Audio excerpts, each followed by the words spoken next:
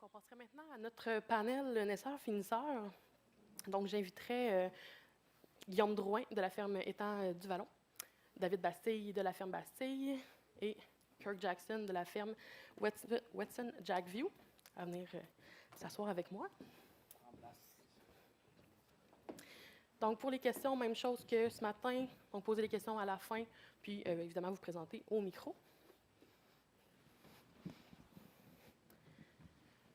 Donc, je commencerai en fait avec le merveilleux, merci beaucoup, avec le producteur qui a commencé le plus récemment à faire l'engraissement de ses veaux en bouvillon. Donc, Guillaume, comment ça se passe chez toi à la ferme? Bien, je vais vous présenter un peu l'entreprise. Nous autres, on est une entreprise laitière de 4e génération.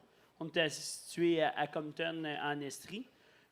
Présentement, on possède un troupeau de 155 vaches en lactation avec 256 kg de quota. Fait que nous autres, notre troupeau, il est un petit peu particulier. On fait du croisement, on fait Hosting, Jersey, croisé avec Norvégien rouge. On fait une rotation comme ça. Ça aussi, ça va faire pas très longtemps qu'on fait ça. Ça va peut-être plus ou moins 4 ans, 5 ans qu'on a commencé tranquillement, mais ça va faire 2 ans qu'on est 100% tout croisé. Puis de là vient un petit peu l'intérêt, comme on parlait un petit peu plus tard, pourquoi on a commencé l'engraissement aussi. Fait que cette année, on est quand même assez marginal. Là. On a fini 43 têtes en qu'on a gardé en 2024, qu'on va finir en 2025. Fait que on a bâti, on est en stabilisation libre depuis 1967. En 2012, on avait rentré la robotique. Avant, on avait un salon de traite. Là, on a mis des robots. En 2018, on a fait un agrandissement, ce qui nous a permis aussi d'avoir des places libres que moi et ma conjointe, on se demandait comment on pourrait valoriser là-dessus. Fait que c'est pas mal ça. Aussi, une particularité, on fait partie du projet lait carboneutre avec Novalet. Fait que, comme on peut voir ici en bas, là, à droite, là, c'est notre équipe. On est constitué de moi, ma conjointe, nos 2 enfants. On a 2 travailleurs québécois, puis 2 travailleurs guatémaltais aussi. Super. Donc, Kirk. Bonjour tout le monde, c'est Kirk Jackson. Moi, ma ferme est située à Saint-Anicette, c'est complètement au sud du Québec. Là, si on suit le fleuve, je l'expliquais tantôt à certains, par ici, tu suis le fleuve, là, puis dès que tu vois Ontario à ta droite, là, moi je suis juste là au bord, c'est le point, puis j'étais à 5 minutes de la première douane de l'État de New York à Fort Covington. Ça que je suis, pour dire, c'est une région de maïs soya, très intensive. On fait du lait, on a à peu près 85 vaches en lactation. Chez nous, la grosse chose que j'ai fait un changement, il y a 5 ans. Mais vu que le territoire, c'est maïs soya, c'était difficile d'élever des sujets de remplacement laitiers. Mais je suis restreint dans mon terrain. J'ai 85 acres cultivage. Ça qu'on s'entend, moi, je vais chercher du volume avec du maïs en silage.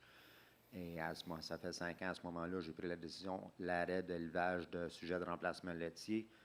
Et j'ai déjà joué un peu sur le beef on dairy. Et mes vaches sont inséminées à 100% du troupeau du boucherie. Je vais dire Angus, mais on en parlera tantôt, mais j'ai un groupe de 10 vaches qui sont dues en mois de mai avec du charolais. Excellent. Puis, David, de quoi ça a l'air chez toi? Oui, c'est ça. Chez nous, je suis la 5e génération. Une ferme laitière à Saint-Jean-de-Dieu, dans le Bas-Saint-Laurent. C'est entre André Mouski, Rivière-du-Loup, puis d'Inter, en tout cas, si vous placez ça un peu. C'est ça, dans le troupeau laitier, j'ai 185 têtes pour 114 vaches en lactation. Ils sont encore attachés, malheureusement. C'est ça. On fait depuis 2020, je fais de l'engraissement dans les croisés Hosting.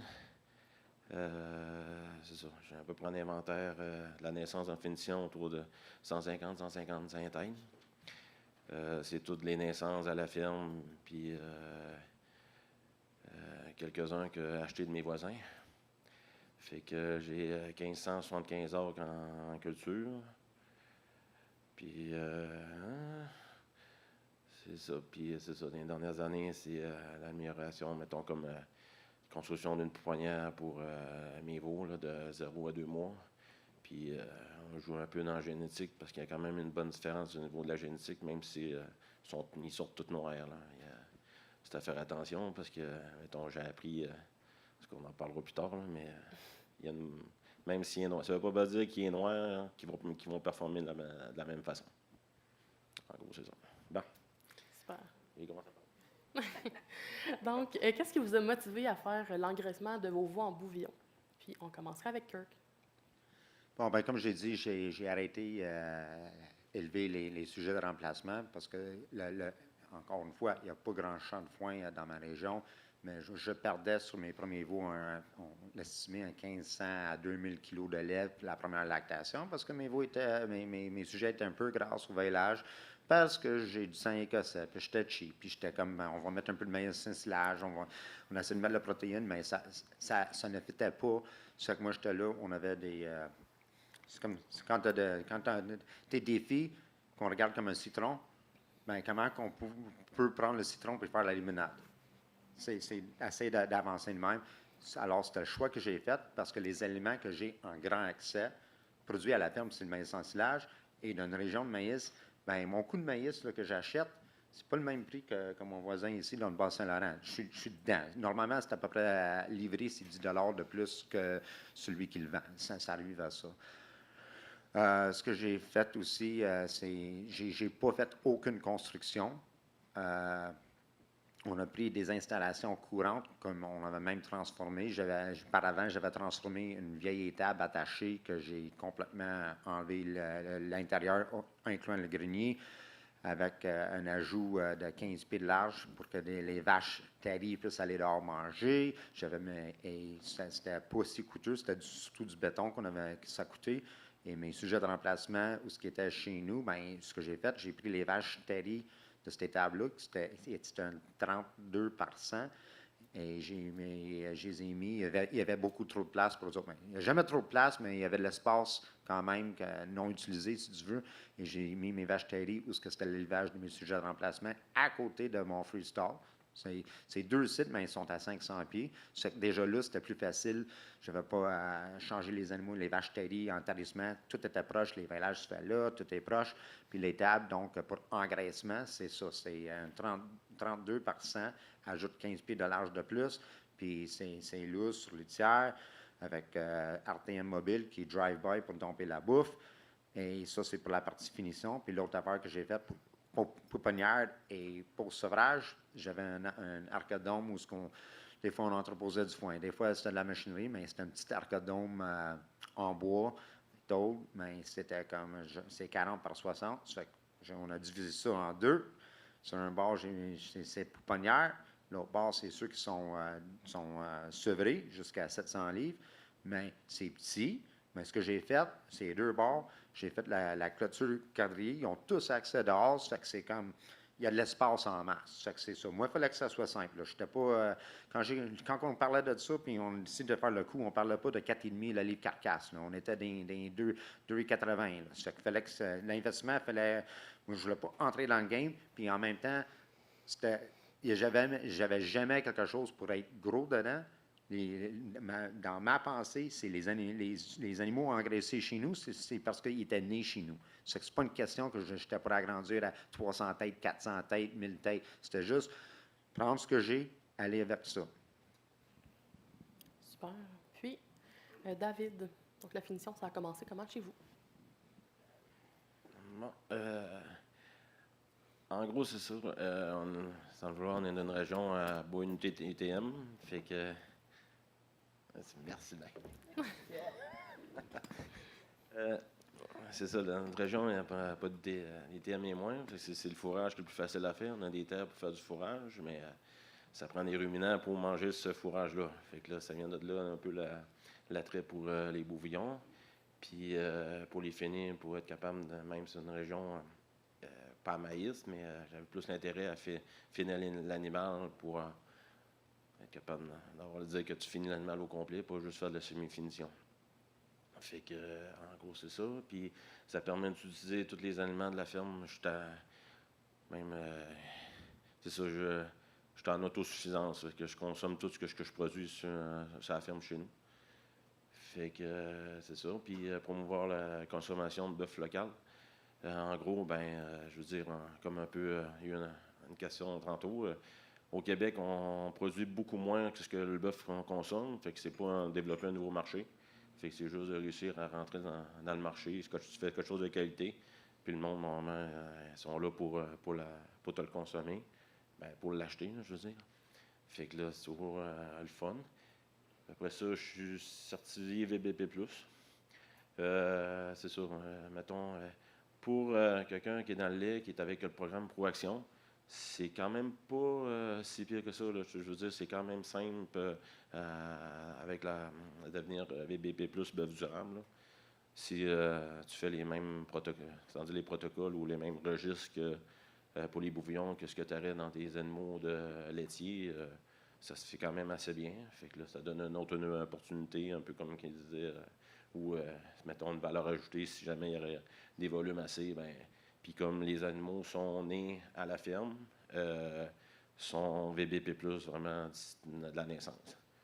Je veux dire aussi, présentement, Proaction, il n'est pas reconnu encore par bœuf durable. Fait que si, mettons, tu achèterais des animaux chez un voisin qui ne serait pas VBP+, mais juste Proaction, présentement, non. Ils sont en train de travailler. La Fédération de procédure de lait sont en train de travailler là-dessus pour que Proaction soit accepté par bœuf durable. C'est ça. Merveilleux. Guillaume. Ben dans le fond, nous autres, la finition, moi et ma conjointe, on regardait ça un peu d'un autre œil. On avait de l'espace de bâtiment. En 2018, on avait bâti une grange beaucoup trop grande pour nos besoins, comme la plupart qui bâtissent une grange en production laitière. On voyait l'expansion quand même plus rapide en 2015, 16 jusqu'à 17. Quand on s'est mis à clouer les premiers clous de la bâtisse, ben là, le quota, il rentrait moins vite. Fait que là, on se demandait comment maximiser l'espace. Puis avec les croisées aussi avec les croisées Jersey et tout ça, ça sortait des petits veaux qui étaient plus bruns à la naissance, qui étaient moins valorisés. Comme on voit sur la photo là, en bas à droite, qui est votre droite aussi. Fait qu'on avait rendu à 6 mois, ils virent pas mal tout noir. Fait qu'on avait gardé une coupe de congélateur pour nous et de nos amis. Fait que là, c'est là que l'intérêt s'est développé un peu. Ma conjointe aussi, elle vient du milieu de bovins. Son père avait une ferme de bovins de boucherie en Montérégie. Fait que, elle a toujours un petit peu d'intérêt pour ça. Puis l'entreprise laitière grossissait quand même. On avait un peu plus de main-d'œuvre. Un couteau de bain roulé, on trouvait que c'était pas beaucoup plus d'ouvrage de se garder un petit peu de bovins de boucherie de plus. Fait que ça permettait aussi d'utiliser tous les sous-produits de la ferme. Nous autres, avec les vaches laitières, on aime quand même beaucoup ça, soigner. Moi, j'appelle ça des cochonneries, là, mais c'est toutes des choses que le monde ne soigne pas souvent. On fait de la drèche de brasserie. Je pense qu'on en parle. On va y revenir. On n'ira pas trop loin là-dessus. Fait que c'est ça. Fait que, on a décidé de garder notre premier lot l'année passée, de novembre à février. On avait gros des veillages, avec gros du Angus, gros des Jersey aussi là-dedans. Fait que c'est de là que vient le début de l'histoire. Super. Donc, on serait rendu un peu à la stratégie de reproduction. Qu'est-ce qui va faire en sorte que vous allez inséminer boucherie, puis quelles vaches, quels torts vont être inséminés boucherie? On commencerait avec David. Oui, en gros, je lève tous les torts de remplacement, mon troupeau. C'est ça. Fait que, puis, c'est que toutes les torts sont saillies au taureau Angus, c'est des saillies naturelles.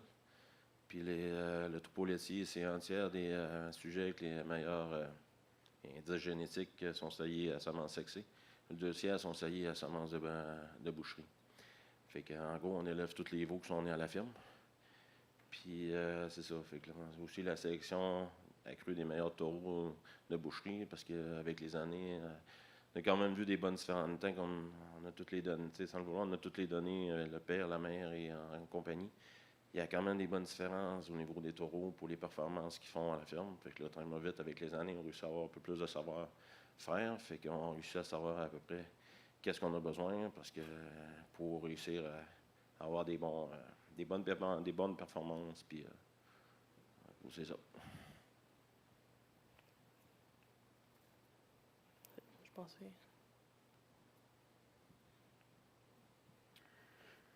Fait que nous, dans le fond, notre stratégie, c'est quand même assez simple.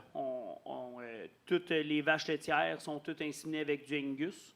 Puis toutes les génisses laitières, tous nos taures qu'on élève sont toutes inséminées avec de la semence sexée. On y va à 3 saillies, puis après ça, c'est ma conjointe qui s'occupe de la rigidité de ça. Fait que quand une tare ne colle pas, elle y va avec du bœuf systématique aussi pour qu'elle colle. Puis en même temps, on veut avoir des sujets laitiers qui sont le plus fertiles possible. Fait que si tu colles déjà pas tard, ben on te laisse une chance avec du bœuf, mais on ne veut pas nécessairement avoir de ta génétique dans le troupeau. Fait que, puis on avait déjà fait dans le passé aussi de la génomique un petit peu, puis on se rendait compte que 90% de nos meilleurs animaux, c'était toujours le remplacement. Tu sais, avec justement la génomique, l'avancement va assez vite dans la race, peu importe quoi. Là. Depuis la génomique, là, ça va vite. Fait que c'est toujours nos tares sont toujours meilleurs génétiques. Fait que c'est pour ça qu'on fait ça comme ça. Puis on aime ça, la simplicité, fait que c'est quand même un protocole qui est simple. On ne met pas d'émotion dans les vaches. On vous aime tout égal, tout du bœuf. Non? Fait que c'est ça. Fait que, on n'élève pas tous les veaux qui sont nés sur la ferme. Nous autres, c'est un acheteur qui vient à la ferme. On regarde gros les encans, comment que ça se vend l'encan, puis on peut négocier avec le vendeur. Puis il sait qu'on est bien dur, parce que s'il ne nous donne pas le prix qu'on veut, bien, on dit c'est pas grave, il reste là. C'est pas... on va le mettre avec les veaux, puis on l'élève. Fait que souvent, les bruns, eux qui ont un peu de blanc dessus aussi, quand on va dans les laitiers, des fois, il y en a qui ont des belles taches blanches, bien, on les garde aussi. Mais généralement, ce qui est beau, c'est vraiment des voir, là, changer de couleur en vieillissant. Ça fait des beaux animaux quand même. Fait que, puis pour... bon, j'osais avec nos collègues, justement, au début, nous autres, on essaie de prendre des taureaux qui sont performants. Mais comme on dit des fois, il faut peut-être falloir se remettre en question, voir comment les centres fonctionnent, puis voir, comme on dit tout le temps, les centres disent toujours qu'ils ont les meilleurs, mais on n'est pas fermé non plus à ouvrir nos horizons là-dessus. Mais on essaie de théoriquement sélectionner, en faisant confiance au centre, des taureaux qui sont performants pour faire du bovin, des petits Black Angus. Oui, c'est possible d'aller voir aussi sur l'association Angus canadienne là, pour avoir vraiment l'information du taureau spécifiquement. Donc, Kirk. Ça fait que, comme j'ai dit, je n'élève pas de sujet du tout de remplacement laitier chez nous. Ça fait que ça change la donne. J'ai 2 bons partenaires, dont le vétérinaire. Ce qu'on a fait, nous autres, ce qu'on fait, là, c'est synchronise les groupes de vaches. C'est la stratégie. Les veillages sont aux 2 mois. L'année est longue.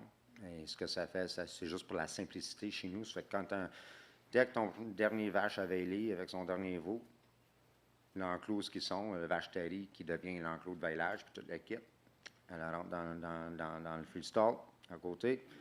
Puis on tarie le prochain groupe qui va là. C'est juste la simplicité. Il y a du monde qui pense que ça doit être intense quand c'est la semaine de veillage. Ils sont tous dus la même journée. Et c'est pas super, mais je veux dire que, par contre, l'avantage, après que la semaine est finie, tu as pas mal de paix. C'est qu'avec un bon programme de partnership avec mon vétérinaire, puis mon deuxième partner, il est dans la salle ici aujourd'hui, c'est Guillaume Gervais. Lui, je confie tout à lui pour la bonne génétique. Il sait ce que je veux. Il connaît ma théorie. Ma théorie, c'est parce qu'une vache à lait, surtout la génétique dans la vache à lait, surtout québécoise, c'est une genre de vache qui aime ça, se promener à Saint-Hyacinthe dans le ring, puis tout ça. Ça fait que c'est... Guillaume a compris que moi, j'ai dit, c'est la diamètre du ribeye.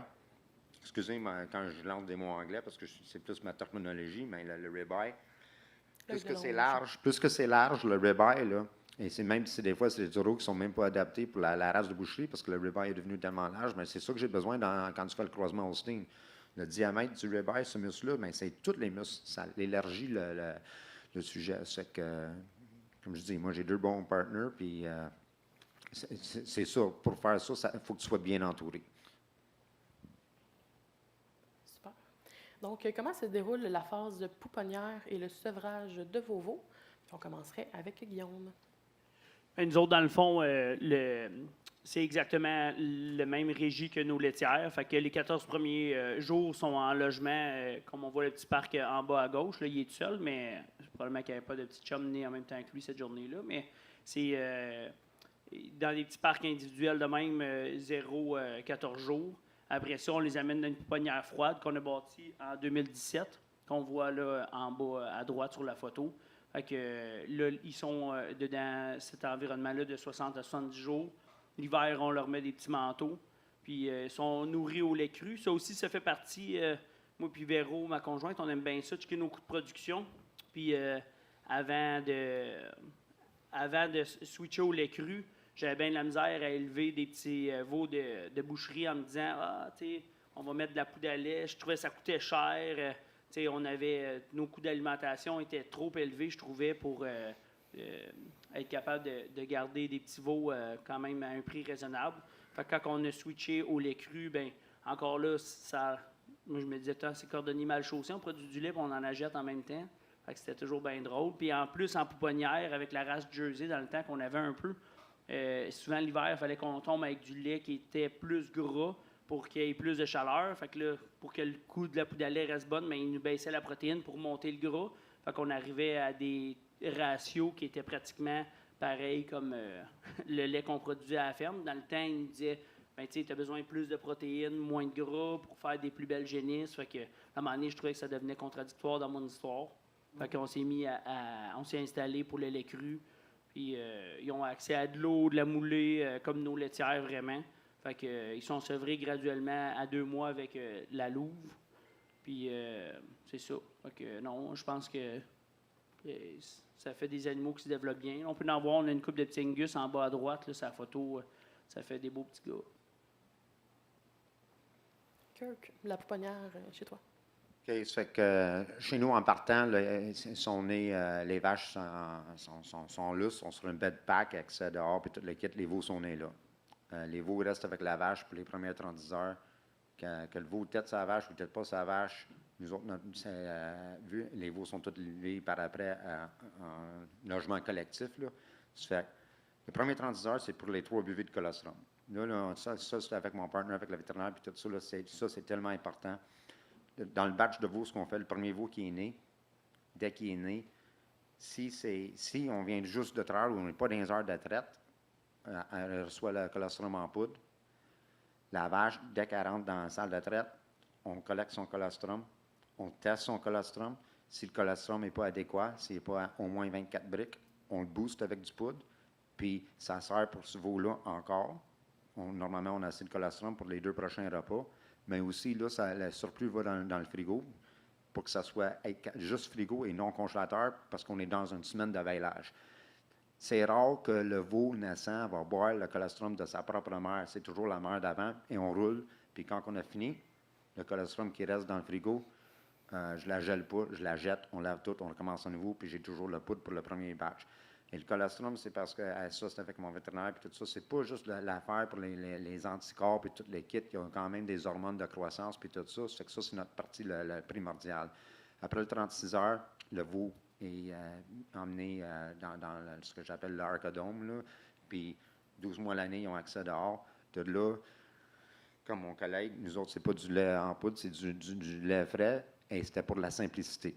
La simplicité, je n'ai pas à mixer du poudre, inquiétude de température, ci puis ça. Et nous autres, sont nourris avec un milk bar. J'en ai 3 milk bars, ça que je peux aller jusqu'à 30 veaux à la fois nécessaire, mais souvent, j'en utilise 1 ou 2, parce que c'est des batchs normalement 12-15 veaux à la fois. Et on a des chaudières de 10 litres avec des lids qu'on emmène ça, parce que chez nous, c'est surtout des filles comme employées. Ça fait c'est facile, on emmène ça là, le lait est pris durant la traite, la chaleur est parfaite, bang, bing, mais c'est simple. Et ça marche très bien. Et on passe plus le temps dépassé sur ça, comparé à des veaux individuels ou biberons, whatever, c'est comme, on passe plus de temps à nettoyer les chaudières puis les milk bars que d'autres choses. Puis je suis vraiment encore là, il faut que ça coche parce qu'on veut, vu qu'ils sont en logement collectif, dès qu'ici il y a de quoi, là, t'es risqué. Là. Ça peut. Et jusqu'à présent, ça a bien été. Et le dernier petit truc, parce qu'au début, on avait un peu de diarrhée quand ça commençait, puis ça peut aller vite. Avant qu'on nourrisse les veaux, même que tout est lavé, pareil comme le système de traite, on fait un sanitize de chlore et eau sur toutes les chaudières, puis tout le kit. Et ça, pas coûteux du tout, ça fait toute la différence. Et je te dis, c'est quand même impressionnant. On prend des risques, parce qu'imagine 12 veaux naissants, là, tout ensemble, puis on accède dehors, dépendant du temps de l'année, ce temps-ci de l'année, fais-en pas, ils vont manger de la boîte, parce que c'est nouveau aussi, puis ça, mais tout semble, c'est le même qu'on gère ça. Ils ont toujours accès à l'eau et du grain dès le début. Et le sevrage, je ne suis pas super fancy parce que c'est pas une louve, là, mais la dernière semaine, d'un coup sec, on divise en deux la quantité de lait. Puis tout le long, sont quasiment ils sont à nourrir au lait cru à volonté. Mais je dirais la moyenne, ils piquent à peu près entre 12 et 13 litres. Nous autres, notre but, le milk bar qui est servi à la fin, parce qu'on emmène le lait, ils boivent, on s'en va faire quelque chose d'autre. On n'est pas là. Une heure après, on revient, puis je veux toujours avoir un petit fond dans le milk bar. C'est ça que m'indique qu'ils sont rendus où dans la consommation. Merveilleux. David, la phase pouponnière. Non, c'est ça. La première semaine en logette individuelle. Pouponnière est faite en 2 chambres. Après ça, c'est ça. Après la première semaine, ils sont logés dans la première chambre. On aura une louve. Il y a une cage dans chaque chambre. Fait que c'est ça. Le premier mois, ils sont dans la première chambre. Après ça, de 1 mois à 2 mois avant le sevrage, ils tombent dans la deuxième chambre. Où que là, ils ont accès à de l'eau, à du foin, à la moulée mélacée pour commencer à le préparer pour être capable, après le sauvage, qu'il y ait une bonne, un bon transfert. Là. Ils sont sevrés à 2 mois, à 60-70 jours de vie. Puis c'est un sevrage progressif fait avec la louve les 15 derniers jours. Consommation diminue, c'est ça, les 15 derniers jours. Puis là-dessus, ça va faire comme 2 ans qu'on a la louve. Chez nous, c'est ça. On a observé que il y a le transfert au niveau de parce qu'il tombe à RTM à 2 mois après ça. C'est un petit peu la transition se fait un peu mieux parce qu'ils ont déjà commencé à manger du foin et manger de la moulin. Qu'on se met avant qu'on était au 1000 bars, puis pas que les 1000 bars c'est très bon, mais sauf que on sevrait, genre la journée était sevrée, t'as plus de lait. Fait que là, il était un bout de temps à essayer de savoir quoi qui se passait. Là. Fait que là-dessus, c'est ça. Fait que j'ai un petit peu moins de. Mettons, mon poids au sevrage est un petit peu diminué, mais le gain de 2 à 4 mois est supérieur qu'avant, dans ma façon de sevrer présentement. Je ne sais pas si c'est parfait, mais en tout cas, c'est ça que je fais chez nous. C'est ça. Super. On a perdu l'écran en avant, juste avis. Mais quelles sont les installations puis les équipements là, qui sont utiles pour la partie engraissement à la ferme? Puis celle-ci, on commencerait avec Kirk. Bien, c'est une photo de l'étable, là, que l'étable attachée, le 30%, où ce qu'ils sont, là, ça, c'est la partie de rose qu'ils vont manger. Ils ont tout l'intérieur où ce qui se couche. C'était déjà fait. Et cette étable-là, conçue pour les vaches terries, parce que c'était le boom qu'on était dedans là, mais c'était comme prendre une vieille bâtisse qui n'a pas grand valeur. Moi, là, on recule de peut-être 8 ans, mais je pense pas que j'ai avec la main-d'œuvre extérieure pour faire les rénaux, je pense pas que j'ai dépensé plus que 38 000. Là. Puis ça, c'est mettre du béton, recouler du béton partout, 30%, plus 15%, plus un autre 15%, là, parce que où ce que ça passe, où ce que on voit le toit qui dépasse, c'est là où ce que je passe avec le mixeur. J'ai une cage de contention, parce qu'on en parlera des choses qui ont mal été, des mauvais coups, là. J'ai eu un mauvais coup, puis je la regarde tous les jours, là. J'en ai 15 bêtes qui sont d'un mauvais coup, mais voulant dire, j'ai acheté une cage de contention. Il n'y a pas de balance, mais c'était juste pour faire la manipulation, parce que les autres, ils ont sorti avec des cornes. Et en même temps, on a décidé d'implanter, mais c'était pour cette raison-là que j'avais acheté une cage de contention. Mais là, je pense, la chose le plus importante avant tout, là, c'est assure-toi dans ta partie engraissement, anyway, minimalement, que tu as une bonne manière pour charger un gooseneck ou une truck. Là. Ça veut dire c'est que tu as une manière, comme pense à Temple Grandin, de manipulation d'animaux, puis c'est quoi ton équipement minimal. C'est que nous autres, c'est un système de barrière pour les faire virer, puis dans un couloir avec les quais de chargement pour aller dans le truck. Ça, c'est le plus important que tout, parce que ça, il n'y aurait rien qui serait plus chiant que tu prépares tout un beau lot, même si moi, c'est 12 à la fois, même si c'est plus ou moins, puis ça te prend 2 heures à les mettre dans un camion. Là. Ça prend quand même une bonne pensée, des barrières pour s'assurer que tu peux faire un flow puis charger un truck. Si c'est 12 têtes, là, tu devrais être capable de charger ça en moins de 5 minutes. Et 40 têtes, tu devrais être capable de charger ça en moins de 15 minutes. Si tu ne veux pas frustrer le monde ou frustrer les animaux. Moi, c'est plus la partie chargement qui serait important. Super. David? Bon, c'est ça. Mes installations, c'est ça. J'ai un parc d'engraissement sur plancher latté. En gros, c'est ça. Fait que de 0 à... C'est ça, comme on dit, de 0 à 2 mois sur un pouponnière. Après ça, de 2 à 4 mois sur un plancher avec la litière. Quand on gratte, là, c'est même la bâtisse. Puis à partir de 4 mois, ils sont mis dans le parc avec le plancher latté.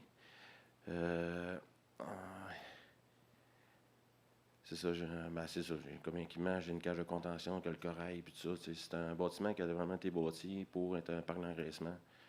C'est bâti en 2006, parce qu'il y a eu quelque chose. J'ai été obligé d'arrêter la production en 2009, puis je l'ai redécollé 10 ans plus tard. C'est ça. Puis quand je dis nécessite peu de nouveaux équipements, c'est que, en gros, au niveau de la production laitière versus la production de bovins, de bouvillons d'abattage, ça reste quand même des bovins. Fait que c'est RTM, c'est aliments, c'est ça. Fait que t'as pas quelque chose de vraiment nouveau pour faire l'élevage. Puis présentement, ce bâtiment-là, c'est que la moitié, c'est pour bouvillons, l'autre moitié, c'est pour tous mes autres animaux du troupeau, à part mes vaches en lait. Puis que préparation vélage, tarissement, puis toutes mes torts se font là. Fait qu'en gros, c'est un peu ça. Puis, Guillaume? Bien, nos installations, nous autres, sont vraiment quand même différentes de toutes les productions bovines qu'on peut voir, parce que, premièrement, ils sont dans des installations de nos génisses laitières. Fait qu'on s'est vraiment fait des parcs propres à eux autres. Fait que, dans le fond, jusqu'à 5 mois, on a une vieille étable qu'on avait déjà des génisses laitières sur Belen Park, la première photo qu'on voit en bas à gauche. Après ça, ils sont sur le jet avec des raclettes. Puis notre cage de contention, nous autres, c'est les carcans. Fait que c'est là qu'on les implante, c'est là qu'on fait les manipulations quand il y a quelque chose. Puis on n'a pas de balance, vu qu'on était... ça n'a pas été dessiné pour ça. Fait que, grosso modo, ça ressemble à ça. C'est relativement rudimentaire comme histoire. Parfait. Donc, on va passer maintenant à la partie alimentation. Donc, on commencerait avec David. Bon, c'est ça. En cours, l'alimentation, ben c'est tous les produits que je produis à la ferme. Fait que c'est l'ensilage de foin, l'ensilage de céréales. Après ça, t'as les grains, c'est de blé ou de l'orge. Je consomme un petit peu plus de grains que je produis. Fait que l'année passée, dans la région, ça faisait à peu près 6 ans que je n'avais pas soigné de maïs chez nous, là, autant pour les vaches à lait. C'est produit. Peut-être un peu contre eux là-dessus, là, mais j'essaie juste de consommer ce qui se produit dans la région par chez nous. Okay, c'est peut-être bizarre un peu. C'est comme, mettons, donner l'exemple, là, je vais plutôt prendre le tourteau de canola au lieu du tourteau de soya parce qu'il se fait du canola chez nous et pas vraiment de soya. Les avantages et inconvénients, mais regarde, pour ça, à un moment donné, s'il y a d'autres affaires, c'est un peu pour ça que je force à plein sur l'ensilage de foin. C'est pour ça que, tu sais, donner une histoire courte, c'est un peu ça. Là, des fois, c'est peut-être pas le standard, mais en tout cas, c'est ça que je veux faire. Bon, si on revient à ça, c'est ça. Puis la différence, mettons, avec les vaches à lait, mettons, des bouvillons d'abattage versus des vaches à lait, c'est que les rations peuvent se ressembler, mais c'est comme on dit, là, c'est ça, les éléments mineurs, tu peux avoir plus de latitude au niveau des éléments mineurs. C'est ton minéral, ton si, tes niveaux de protéines que versus un animal. Comme tu as la même ration que, mettons, tes autres productrices, mais tu n'as pas besoin de calibrer à la 3e chiffre au bord de la virgule. En gros, c'est ça. Fait que là, c'est ça. C'est toute la ration totalement mélangée à partir de après le sevrage jusqu'à la fin. Jusqu'à 10 mois, moi, je pense que je le dis à plus tard, mais en tout cas, jusqu'à 10 mois, sont en même régie que mes animaux de remplacement. Après ça, il y a une ration plus finition qui est envoyée. Puis, c'est ça. C'est comme on voit, c'est ça. C'est maximiser la consommation de fourrage. C'est ça. Super. Donc, Guillaume. Nous autres, dans le fond, on a plusieurs aliments, des sous-produits. Fait que dans le fond, si je vais énumérer vite de même, on a de la drèche de distillerie, de la drèche iPro, la levure de bière liquide, du lactosérum liquide, de la fécule de maïs déclassée, de la drèche humide, après ça, foin en slage de maïs puis minéraux. Fait que nous autres, qu'est-ce qu'on voyait l'avantage aussi avec les bouvillons, c'est que ça faisait un turnover qui était meilleur des produits qui étaient liquides ou humides.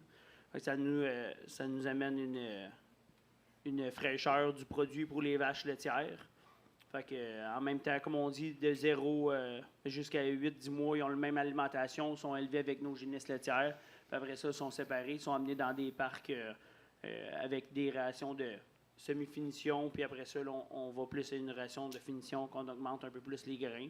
Puis c'est ça. Pour l'instant, on produit du maïs grain aussi à la ferme. Fait que juste dans les rations de finition qu'on met du maïs grain.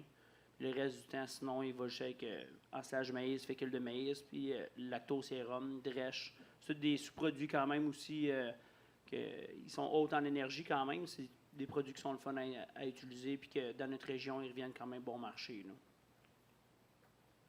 Super. Kirk.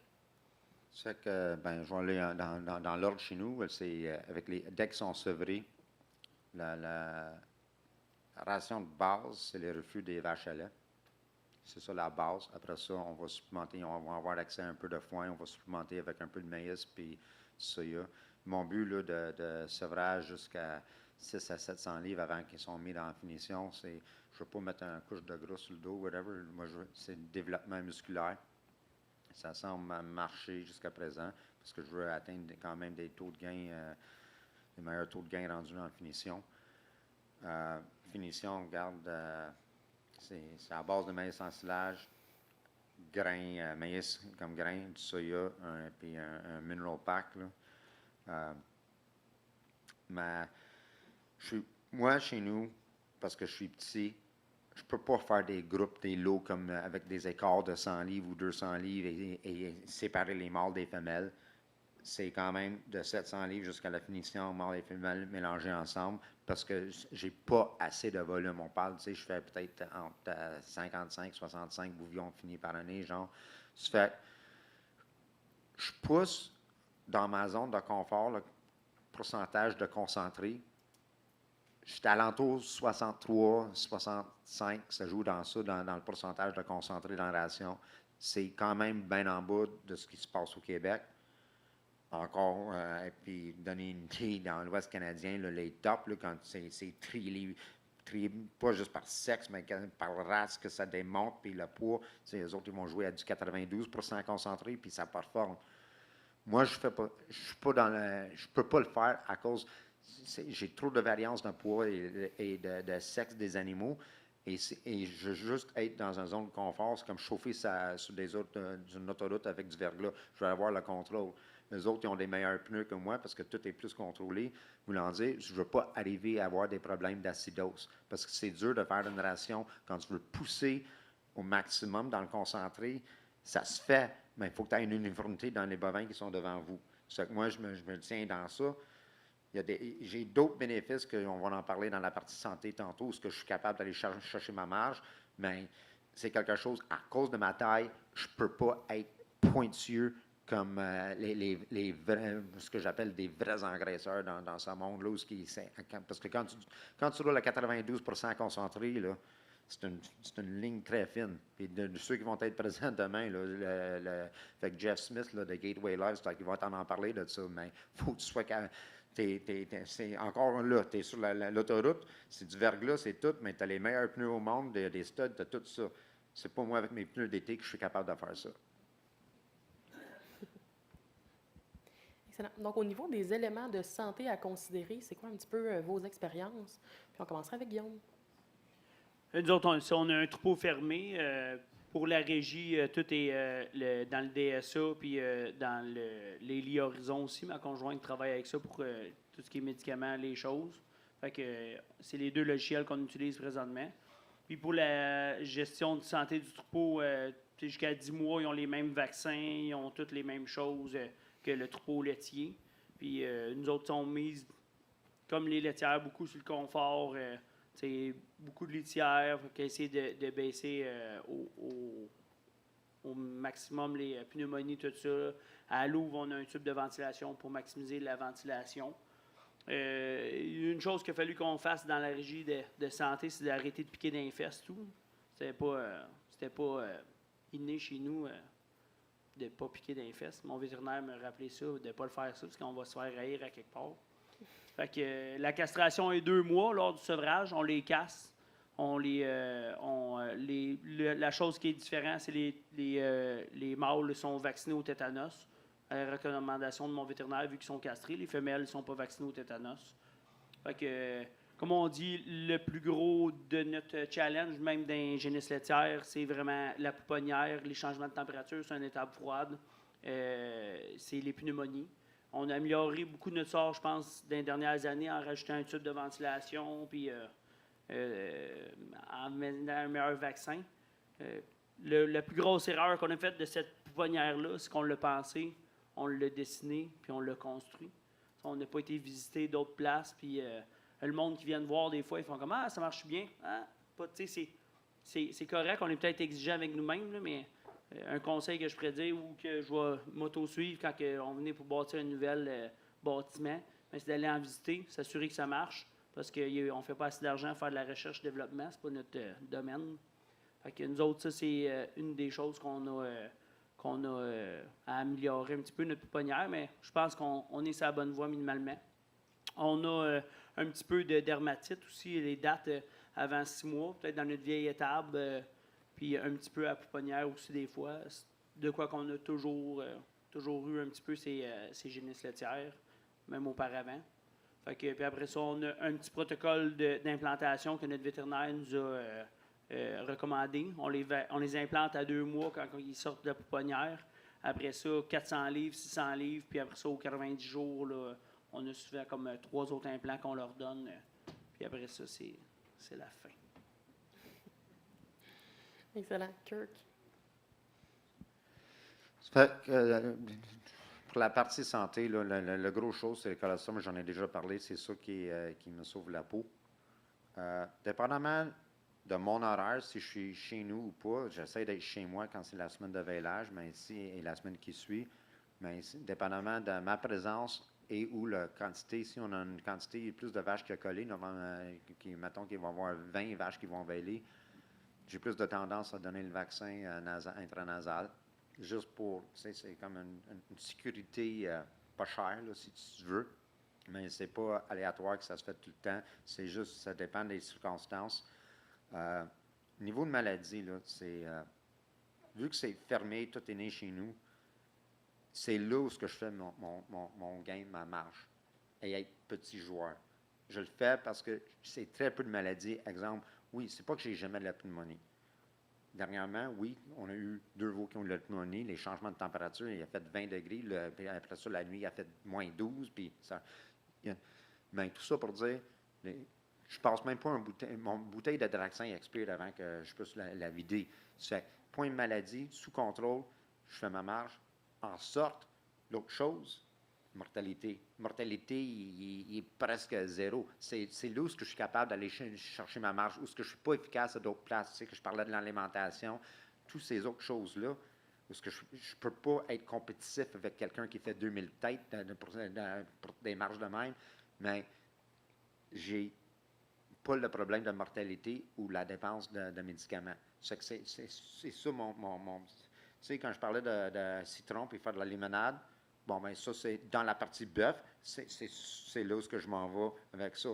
Et je sais que ça ne fait pas partie de la santé, mais je vais le dire pareil, ce qui joue dans ça aussi, là, c'est Si tu as un parc d'engraissement, que tu achètes des veaux, tu as une marge de crédit, tu as des taux d'intérêt, puis on sache tous ce qui est arrivé avec les taux d'intérêt. Puis là, quand tu parles, ben, crime avec certains veaux, tu es à 200 d'intérêt sur le veau parce que le prix des veaux est cher. On en parle tantôt, mais c'est juste, j'ai pas le coût d'intérêt non plus. Ils sont nés chez nous. J'ai une manque à gagner de vendre un veau naissant, mais j'ai pas le coût d'intérêt. C'est le même que ça marche pour moi, parce que chaque entreprise est différente. Super. David? Au niveau de la santé, moi, en gros, c'est en combinaison avec une médecine préventive que j'ai pour le troupeau laitier. Le vétérinaire vient toutes les semaines. Fait que la technicienne qui vient avec, souvent, elle s'occupe au niveau de la régie de la pouponnière. Souvent, quand tu réussis bien les 2 premiers mois, après ça, il arrive peu d'imprévus après ça. Fait qu'on met l'accent plein là-dessus. Fait que au niveau des vaccins, puis tout, c'est comme si on a un vaccin intranasal à la naissance. Après ça, au transfert de chambre, un rappel du vaccin intranasal, comme du Muse, mettons, sélénium, vitamine, à l'injection. Après ça, c'est la castration, puis les cornages, est fait par des techniciens, mettons, au niveau de la pouponnière. C'est ça. Puis, comment c'est, au niveau de l'implantation, c'est ça, là, il y a eu plusieurs essais dans les années, là, mais c'est ça, présentement, mais c'est que ça. Je commence à 2 mois, puis normalement, à tous les 2 mois, il y a un nouvel implant.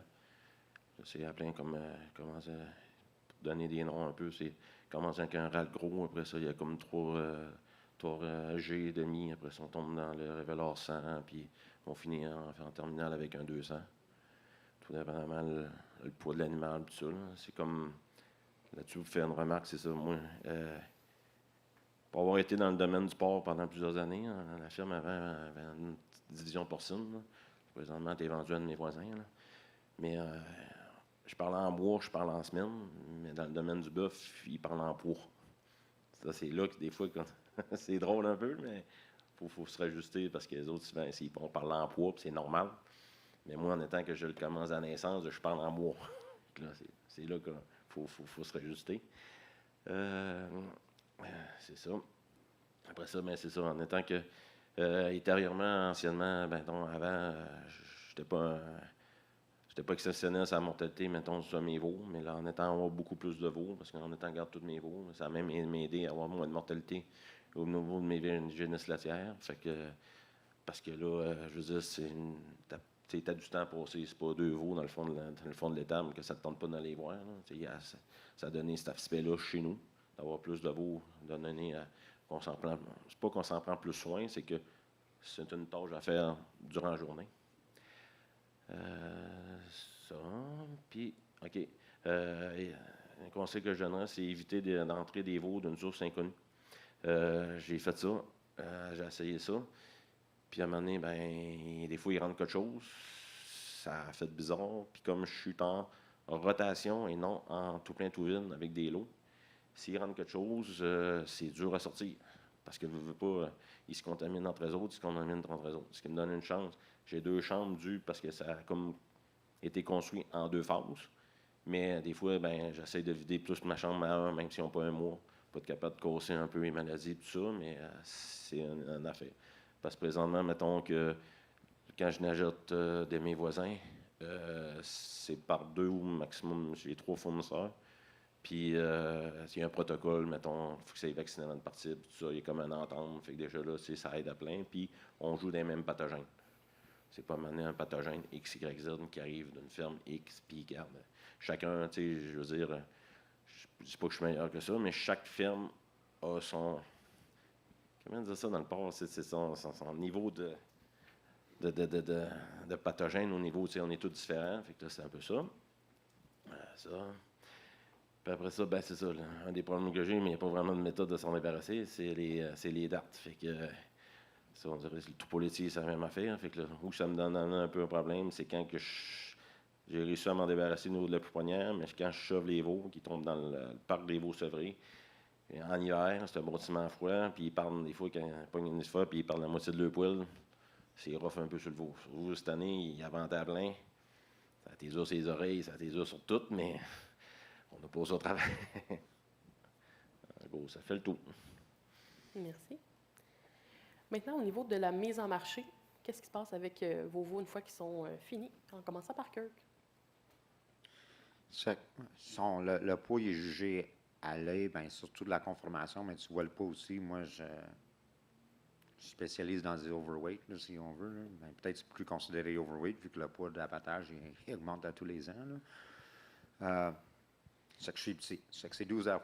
Mon camionneur, c'est un gooseneck qu'il a, puis c'est un 32 pieds. On est capable de mettre 12 bœufs. On ne peut pas mettre 13. On a essayé, on ne peut pas. On met 12. C'est 12 qui rentrent. C'est livré. Dans ma courte carrière d'engraissement, j'ai fait affaire qu'avec un abattoir. Et le premier lot, c'était, je ne cachais pas, c'est l'abattoir Forget de Montpac. Puis, j'ai parlé avec André. J'ai connu André par avant. Je siégeais à Canada Beef, puis lui était là. J'ai passé un an avec lui là. Puis, on va dire, le premier lot, on testait les os un peu. Parce que lui, il n'a jamais vu la ferme. Moi, je décris comme je voyais. Il a pris le premier lot. Et de là à aujourd'hui, c'est une relation d'affaires. Moi, je l'appelle quand je vais en avoir un lot de prêt, je l'appelle à peu près 2 semaines avant. On s'entend sur une date de livraison, on s'entend sur un prix. Par ensuite, j'appelle à la fédération, l'agence de vente. Souvent, c'est Yannick que je fais toujours affaire avec. Là, ça prend mon numéro d'autorisation pour qu'il sache. Et de là, on respecte la date, ils sont livrés. Et dans ma manière, ce que j'aime en utilisant l'agence de vente et tout ça aussi, je n'ai pas à me casser la tête. L'entente s'est faite avec l'abattoir. On a le prix qui est déterminé. Moi, je ne compte pas de mensonges de qu'est-ce que j'ai comme animaux qui vont là. Et 48 heures après, quand le classement est fait, 36 à 40, la journée du classement, je ne casse pas la tête avec Yannick. Il m'envoie l'argent direct dans le compte. Puis les autres vont, après ça, c'est l'abattoir qui paye l'agence de vente. Pour moi, c'est une méthode qui est très simple. Mais c'est ma méthode. Et je n'ai pas changé d'abattoir parce que je suis petit. J'ai une bonne relation d'affaires avec André Forget et son équipe. C'est ça que je continue là. Et je suis trop petit pour dire moi, c'est l'autre, moi, c'est ici. Non. Moi, c'est pas un mariage, mais voulant dire, quand tu veux être dans le game, et tu es petit, tu n'es pas gros, ben, tu es mieux de garder une bonne relation d'affaires et pas faire chier d'autres personnes pour que ça tout tombe à l'eau. Puis c'est ça qui crée de la confiance entre tout le monde impliqué dans cette relation d'affaires-là. Merci. David. Bon, la majorité de ma production est vendue à Atlantic Beef à l'île du Prince-Édouard. Mes classements, en gros, c'est depuis le début, j'ai à peu près dans ma moyenne 70-80% de 3 et mieux. Certains lots plus bas, certains lots plus hauts, j'ai remonté à 90%. Fait que là, c'est un peu au niveau de l'implantation, la génétique, l'alimentation. Je ne suis pas encore capable de dire la méthode, c'est ça, en les faisant au fond là-dedans, mais regarde, on évalue ça en s'en allant tranquillement pas vite. Pas tranquillement pas vite, mais le conseil que je peux donner, c'est que tu prends le plus de données possible pour être capable, après ça, de te réévaluer selon ce que tu as eu comme résultat. En gros, c'est les lots que je charge. Présentement, je ne suis pas capable de sortir des vannes pleines. Mais comme on s'entend, là, c'est ça. Il faut juger un poids moyen supérieur à 1500 livres. Fait que là, c'est environ des animaux avant 16 mois, je les envoie pas. Fait que c'est des 16 mois et plus. Normalement, c'est 16 mois à 18 mois, puis un maximum de 20 mois. En haut de 20 mois, je ne les garde pas. Peu importe le poids qu'ils ont, ils sortent. Fait que c'est ça. Puis pour aussi, en tout cas, je vais dire là, mais pour essayer d'augmenter le nombre d'animaux par lot, pour être capable que ça vale la peine que le truck vienne virer chez nous, j'accumule mes vaches de réforme. Fait que là, je garde les vaches de réforme, puis j'envoie des vaches de réforme en même temps qu'envoyer les bouvions. Fait que là, ça permet d'avoir plus de taille par envoi. Je fais également un peu de la vente dans le local. Fait que là, c'est comme plus un ananas que d'autres choses. Hein. C'est vraiment le trip de trouver qu'à un moment donné que tu as quelqu'un de la place qui peut manger ce que tu fais, puis tout ça, puis c'est plus la reconnaissance. Il y a du monde qui te recroise, puis ils ont fait telle recette, ils ont fait ci, ils ont fait ça. Ça, c'est plus c'est ça. C'est loin d'être la majorité de ma production qui est vendue locale, mais c'est plus le sentiment de pouvoir que le monde de la place peut t'aider. Puis le monde aime ça à plein, pouvoir, mettons, dire qu'ils ont mangé. Puis aussi, ben localement, en tout cas, peut-être dans les autres exclusives, mais c'est ça. C'est Rocan. Moi, qu'on en parle plus tard. En tout cas, le Croiset Austin avait une très mauvaise réputation. Puis là, tranquillement, peu vite, ben c'est ça, c'est de réussir à le faire goûter, à le faire manger. Puis, regarde, c'est un vrai bœuf pareil. C'est juste qu'il faut qu'il s'aille alimenter correctement, qu'il s'aille élever correctement, comme un bouillon d'abattage. Et non, en gros, c'est ça. Super. Guillaume. Ben, nous autres, dans le fond, c'est encore relativement embryonnaire, notre histoire.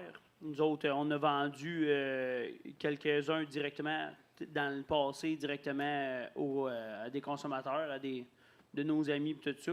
Nous autres, vu qu'on est habitués de vendre des vaches de réforme, ben, on les vend vivants. Fait que, on les pèse. On a une balance à camion chez un de mes voisins.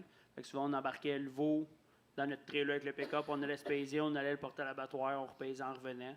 Fait que c'est pour ça qu'on a des poids. Là, nous autres, on les finissait généralement aux alentours de 1700 livres, là, de moyenne là, aux alentours de 21 mois, jusqu'à 21 mois qu'on les sortait.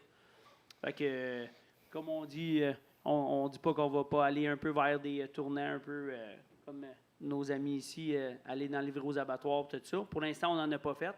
Le mieux qu'on a fait, notre transporteur d'animaux, ceux qui regardent à toutes les semaines, quand ils viennent voir, ils les aiment bien. Puis à un moment donné, il y avait une pause, il y a un gars qui manquait une douzaine de bouillons, fermait un parc ou quelque chose du genre. Il n'était pas fini, mais il nous donnait un bon prix.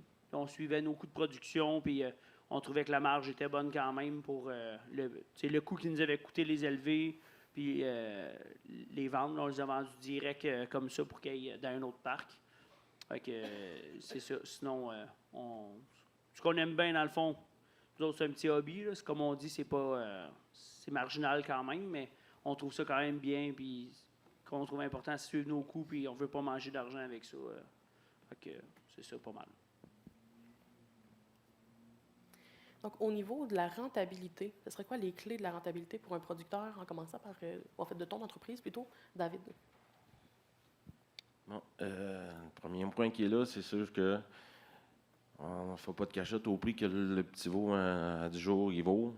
Je te dis pas que ça fera pas une super plus-value, mais c'est quand même quelque chose d'intéressant pour une ferme de s'occuper prendre ses installations. C'est sûr que tu as plus un contrôle sur les animaux qui naissent chez vous pour ton contrôle de génétique, tu as le contrôle de tout.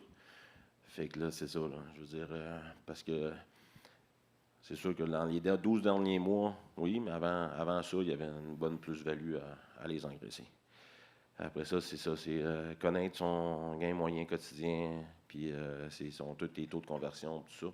Vraiment tes coûts de production, pour vraiment pas être dans le champ non plus. Là. Je veux dire, c'est pas des marges comme dans n'importe quelle production agricole, c'est pas des marges exceptionnelles. Fait que là, regarde, t'es mieux de calculer toutes tes affaires et de correct. C'est ça, c'est comme sélectionner les bons taureaux, ça fait vraiment une bonne différence. Hier, j'ai encore eu des quand on les passe des animaux dans les cas, parce que dans ma régie, c'est à toutes les semaines, comme c'est le lundi. On a fait ça hier parce que lundi, aujourd'hui, c'est ça. Mais toutes les manipulations se font tout le lundi. Fait que, fait que là, les animaux qui sont dus à un traitement sont passés dans la cage. Puis c'est ça, là, je veux dire, hier, je voyais qu'il y avait des animaux qui performaient très bien. Je suis retourné voir le données, puis c'est toujours le même père qui réussit à bien performer. Après ça, c'est bénéficier des programmes environnementaux. En gros, puis aussi un peu comme l'autre point, là, c'est cocher la case boucherie lors de la déclaration de naissance. C'est que quand tu voulais commencer là-dedans, je veux dire, c'est vraiment d'avertir comme la financière, le MAPAC, au pire les PBQ, puis tout ça. C'est pas être. Comme moi, je vais donner l'exemple. Quand je me suis inscrit à l'ASTRA, ben, tout ce que j'avais fait avant cette journée 1-là, ben, n'a pas compté. Fait que là, ça faisait comme 2 ans, j'étais en engraissement. J'avais commencé à en vendre, mais là, j'ai pas ça. OK, là, présentement, Tu vas me dire que la SRA ne paye pas, c'est pas grave. C'est pas une histoire qui a payé, c'est une histoire qui est dans le système. Fait que là, tes livres de gain, t'es inscrit, ta ferme est dans le système, c'est ça qui finit.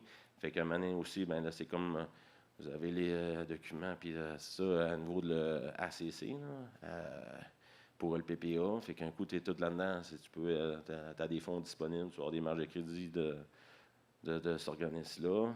Après ça, ben, c'est ça, un peu comme cocher la case boucherie à TQ. Mais à TQ, c'est que quand vous remplissez votre veau à naissance, ben, il faut vous mettre un poids. Si vous ne mettez pas le poids, il ne sera pas accepté parce qu'il n'y a pas de poids de départ.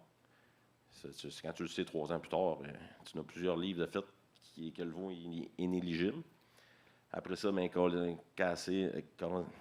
cocher la case boucherie, parce que si vous avez coché la case laitier, il ne considérera pas comme un bouillon d'abattage, même s'il est bien noir ou tout ça. Et c'est tous des petits points que prendre les renseignements, prendre ci, s'informer, qui va donner quelque chose, parce que c'est de moins en moins. Je trouve, je vais changer de mot, là, mais je veux dire, comme un peu pourquoi ces journées-là aujourd'hui, là, c'est plus un peu chacun pour soi, il s'en fait, mais il s'en fait de plus en plus. Fait que le monde, même au niveau de la financière, commence à savoir, ils en ont entendu parler. Fait que là, c'est plus facile, parce que je ne dirais pas de cachette, là, 5 ans, des fois, je cognais une porte, puis j'avais l'air d'un extraterrestre. Là. Puis je suis sûr que c'était la même affaire pour mes 2 collègues ici. Là. Fait que là, mais c'est ça, c'est quelqu'un qui veut se lancer là-dedans, qui fasse toutes les démarches en conséquence, même si ce serait des petits volumes, pas grave, pourvu que votre nom soit dans le système. Exact. Donc, David a fait beaucoup de débroussaillage auprès des institutions. Un petit mot, justement, là, sur la feuille que vous avez sur la table de ACC. Donc, pour être éligible au programme de paiement autorisé, il faut être inscrit à l'ASRA. Donc, juste un élément à savoir. Donc, Guillaume, au niveau des clés de la rentabilité. Nous autres, les clés de la rentabilité de l'entreprise, je pense, pour le domaine d'engraissement, c'est qu'on a eu peu d'investissement ou pas d'investissement à faire. On n'a pas bâti de bâtiment neuf. On a réutilisé des espaces qu'on avait déjà dans l'étable qui était libre. Fait que connaître les coûts, nos coûts variables, nos coûts de production, on essaie de vraiment maximiser ça le plus qu'on peut. Fait que maximiser les veaux à une robe qui sont plus brunes à naissance. Moi, c'est vraiment ça que quand j'ai vu la qualité qu'on était capable de sortir avec ces petits veaux-là en les engraissant pour nous autres, puis une coupe de congélateur, ben à un moment donné, je me suis dit, crème. Puis, tu sais, quand on avait juste 3-4, c'était élevé à peu près. Là. Quand on les mettait en finition, ils allaient dans le groupe 1, puis merci, bonsoir. Là, ils vivaient leur best life avec les vaches, là, mais c'était pas. Je me suis tout le temps dit, si on les pousserait vraiment à plus, ça serait vraiment des animaux qui seraient, à mon œil, assez performants. Fait que c'est là que ça a été quand même la clé de la rentabilité, je pense encore plus là, maintenant avec des rations qui sont vraiment mieux faites pour eux. Puis profiter de l'opportunité de la ferme, nous autres, on utilise beaucoup de sous-produits. En parlant avec mon beau-père, que lui, il a fait ça de sa carrière, de l'engraissement, puis on regardait ses rations, puis de la drèche pro, de la drèche humide. De la drèche humide, ça, c'est mortel pour une vache à lait. Là, tout le monde fait comme tes vaches vont avorter, ça collera pas, ça sera. Ben, je dis, tant mieux. Moins qu'il y en a qui le veulent, moins qu'ils vont coûter cher. Non, non, mais je pense que des fois, il faut sortir un peu des sentiers battus pour faire différent là-dedans. Fait que les sous-produits, moi, j'ai tout le temps. Ça, on regarde gros nos marges bénéficiaires aussi, nos coûts de production dans la production laitière ou bovine, peu importe. Là, point 1, c'est toujours l'alimentation. Fait que, en rentrant des sous-produits, on regardait nos coûts, nos marges.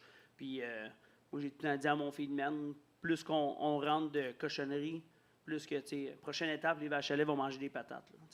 On est rendu là quasiment dans notre pensée. Là. Kirk, au niveau des clés de la rentabilité. Chez nous, c'est tout déjà dit. Il y a peu d'investissement dans les bâtisses. La grosse chose, je reviens, c'est la santé puis mortalité qui est extrêmement réduite. Peu de main-d'œuvre. C'est comme c'est moins de main-d'œuvre que c'était avec les sujets de remplacement, mais en même temps, les sujets de remplacement, en partie pouponnière, n'étaient pas sur le milk bar. C'était des biberons, après ça, la chaudière, puis une fois, non, that. Mais là, le main-d'œuvre, c'est très peu quand tu calcules le nombre de minutes dans une journée qui s'est consacré à tout ce qui est boucherie chez nous. Ouais. Sur une ferme laitière, parce que tout, il faut que ça soit top pour faire le lait, je suis capable de recycler des affaires. Ça veut dire, nous autres, c'est des silos fausses, des bunkers. Ça fait que la partie en haut à gauche puis la partie en haut à droite, c'est pas dans l'ensilage de maïs, c'est pas noir. Mais n'a pas le même odeur appétissant ou fraîcheur que le reste. Puis, regarde, je ne cacherai pas, on pige de là pour la ration des bœufs en finition. Là. On fait des affaires, puis ça passe très bien. Parce que des bœufs en finition, ils n'ont pas un test de gras à adhérer, puis des kilos de lait par jour à adhérer, puis les autres sont capables. C'est pas que tu le donnes la cochonnerie, c'est juste tes affaires, tu es capable d'en passer. Mais pour moi, la chose la plus importante, quand tu penses à faire pour être dans ce parti-là, c'est ton produit fini. Il faut que ton produit fini soit en demande. Pour avoir un produit fini en demande, pour t'assurer que tu vas avoir le produit qui est en demande, il faut que tu sois accompagné. Ça prend une équipe. Veux pas, ça prend une équipe. Ça prend un Guillaume Gervais de ce monde, ça prend un service vétérinaire. On parle aux commanditaires qui sont ici aujourd'hui. Ça en fait partie. Les commanditaires, il y a de l'alimentation. Il faut tout mettre ensemble. Parce que même dans mon historique à moi, ça a commencé, j'ai fait ça, puis j'étais accompagné dès le début, puis ça a bien été. J'ai eu d'autres producteurs dans mon coin que ils ont décidé de garder peut-être 6, 7, 10 croisements à boucherie, mais nés à différentes dates. 3 fois, j'ai aidé un producteur local, non, plus qu'un, c'était 2 producteurs différents, 3 fois que j'ai aidé. J'ai envoyé 2 bêtes pour rejoindre dans mon lot. La première fois, j'ai appris quelque chose à l'abattoir, mais moi, j'étais correct, mais lui, il n'était pas correct parce que lui, il a eu un B4, un dark cutter, parce qu'ils sont co-mingling ensemble, puis ça a commencé à se battre rendu à l'abattoir parce qu'il était livré la veille, sur ce coup-là. Mais ce que j'ai remarqué, c'est, moi, j'étais entouré, mes 2 collègues n'y étaient pas, puis pour eux, ils pensaient qu'il y avait un bœuf fini, puis leur alimentation, leur manière d'élever, ils mettaient les bœufs en engraissement avec leur vache terrie sur la ration de vache terrie. Bien, ils n'étaient pas dans mes moyennes de pouce, que moi, je suis comme 980 cucs de moyenne. Les autres, leurs bœufs, ils étaient 640, genre. Puis, ils n'ont pas classé en plus. C'est pour ça que je dis, il faut que tu t'entoures pour avoir du monde d'expérience. Puis aujourd'hui, c'est une bonne plage parce que tu as des intervenants partout, c'est des gens importants. Tout le monde qui est ici, qui est commandité, puis même ceux qui sont peut-être même pas commanditaires dans la salle, c'est des gens importants. Il faut que tu jases avant d'embarquer parce que tu as besoin que ton produit final soit en demande. Parce que si c'est comme mon confrère là, qui était mal nourri puis toute l'équipe, les abattoirs ici ne veulent pas ça. Ce genre de viande-là, c'est bien facile d'aller chercher ça en Nouvelle-Zélande, Uruguay, Paraguay. Ça c'est du bœuf maigre. On est dans un créneau. Déjà, on est un créneau dans un créneau. On est du bœuf nourri au grain pour du persillage à une certaine qualité, qui c'est très petit. Ça se fait juste au Canada, ça se fait aux États-Unis, puis ça se fait en Australie. Le reste, là, si tu es pour faire quelque chose qui est hors norme de ça, il y a un acheteur, ils vont le prendre. Mais tu es vraiment plus en commodité, puis tu peux aller chercher ça n'importe où dans le monde.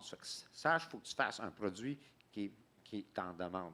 Et pour le faire, pour être sûr et certain en partant, entoure-toi. Merveilleux. Donc, quels ont été les plus grands défis pour votre entreprise? Puis, je commencerai avec Guillaume.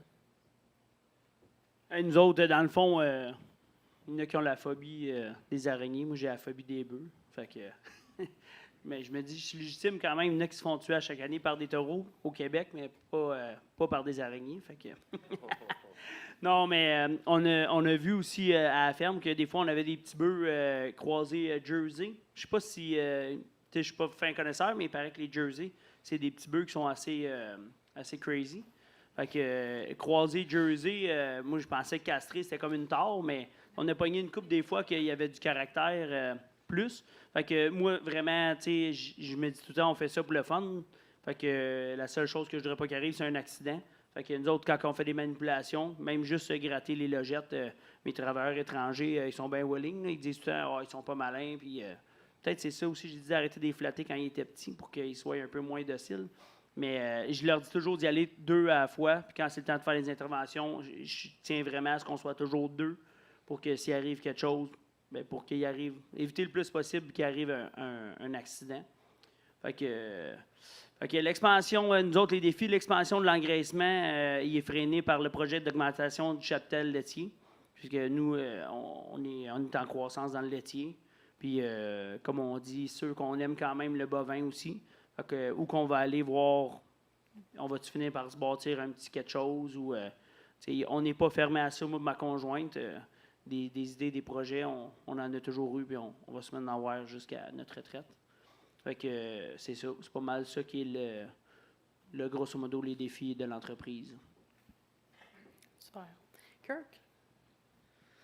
Le défi, c'est sûr, celui qui m'avait texté tantôt, c'est pour ça, ben, j'ai 2 choses sur le téléphone. J'ai un employé parce qu'il y a une affaire avec les bœufs. Ben, sais-tu quoi? C'est un défi. Ben, ces bœufs-là, les croisements laitiers boucheries, là, c'est des grugeurs de bois. C'est mon employé qui m'appelle parce que dit c'était pas le bois qui ont grugé, là, ils ont pété à l'abreuvoir durant la nuit. C'est que là, les tables à 30% est inondées, c'est ça, c'est qu'elle me demande sont les pièces. Pour ça, j'étais sur le téléphone. Je m'en excuse, je voulais juste régler ça. Mais il y a aussi mon fiscaliste qui m'a texté pour d'autres choses, lui. Ben, fiscaliste, t'as pris des veaux, là. Ton fiscaliste, c'est ça. Les fiscalistes et les comptables, là, oui, on a besoin, mais les crimes, ils ne comprennent même pas les marchés.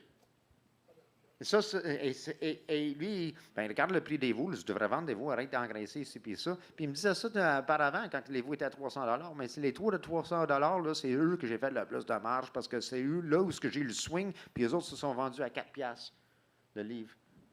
Carcasse. C'était des veaux de 300 $ qui se vendaient pour 4 000. Mais là, lui, c'est parce qu'il y a des veaux, ils ont valeur de 1500, 1800. C'est que là, oui, c'est un défi, parce qu'il faut que tu deals avec ton fiscaliste, puis ici, puis ça. C'est correct. Ils font leur job, c'est pas qu'ils sont très intelligents, c'est juste, il y a la réalité dans le monde, puis il y a des fiscalistes. Ça. En tout cas, c'est... mais l'affaire, quand on parle du marché, jusqu'à présent, c'était bien amusant, puis c'était le fun pour moi, parce que le marché, il fait ça, puis elle continue. Mais je suis conscient, c'est ça l'affaire. Elle va redescendre.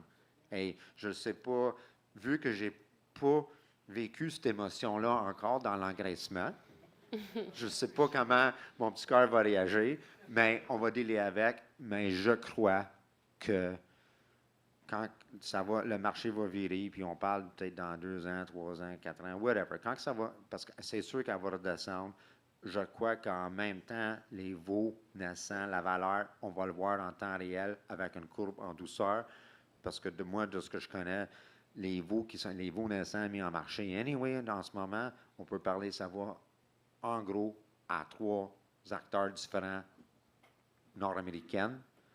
Puis de ce que je comprends, quand ils donnent la commande à l'acheteur sur le banc, le veau n'est même pas acheté, puis le bouvillon est déjà vendu.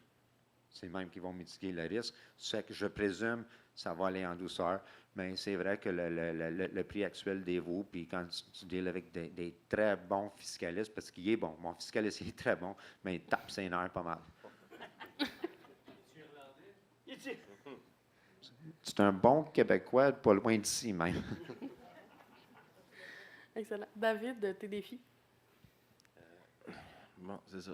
Un peu comme l'entrant, ben, c'est comme moi, j'ai toutes mes lots, j'ai jamais de phase en lot, c'est vraiment en continu. Fait que là, un peu comme dans Poupoignant, j'ai un peu plus de misère ou un peu plus, mettons, de problèmes respiratoires, mais c'est plus dur à arrêter que, mettons, si ça serait tout plein tout vide. Fait que ça, c'est une sortie Après ça, là, piétin d'Italie en provenance du troupeau laitier. Il a fallu que je m'installe un bain de pied dans mon parc parce que, sans le vouloir, à un moment donné, ça finit par se contaminer. Le plancher laitier, c'est moins pire pour ça, mais pareil, à un moment donné, j'ai eu puis un peu comme là, tu sais, les parcs, c'est comme à tel mois, tu changes de parc, à tel mois, tu changes de parc. Fait que les animaux sont tout le temps en croisement. Puis à un moment donné, ben, l'infection s'est montée assez vite. Là. Il faut que vraiment j'ai des traitements parce que quand ils viennent pesants puis ils ont mal aux pattes, ça boite. C'est bizarre le démarche pour marcher. Après ça, la mise en marché est complexe. C'est que On est dans le domaine, puis ça, c'est pas juste au niveau de la viande, c'est au niveau des grains, au niveau de n'importe quoi.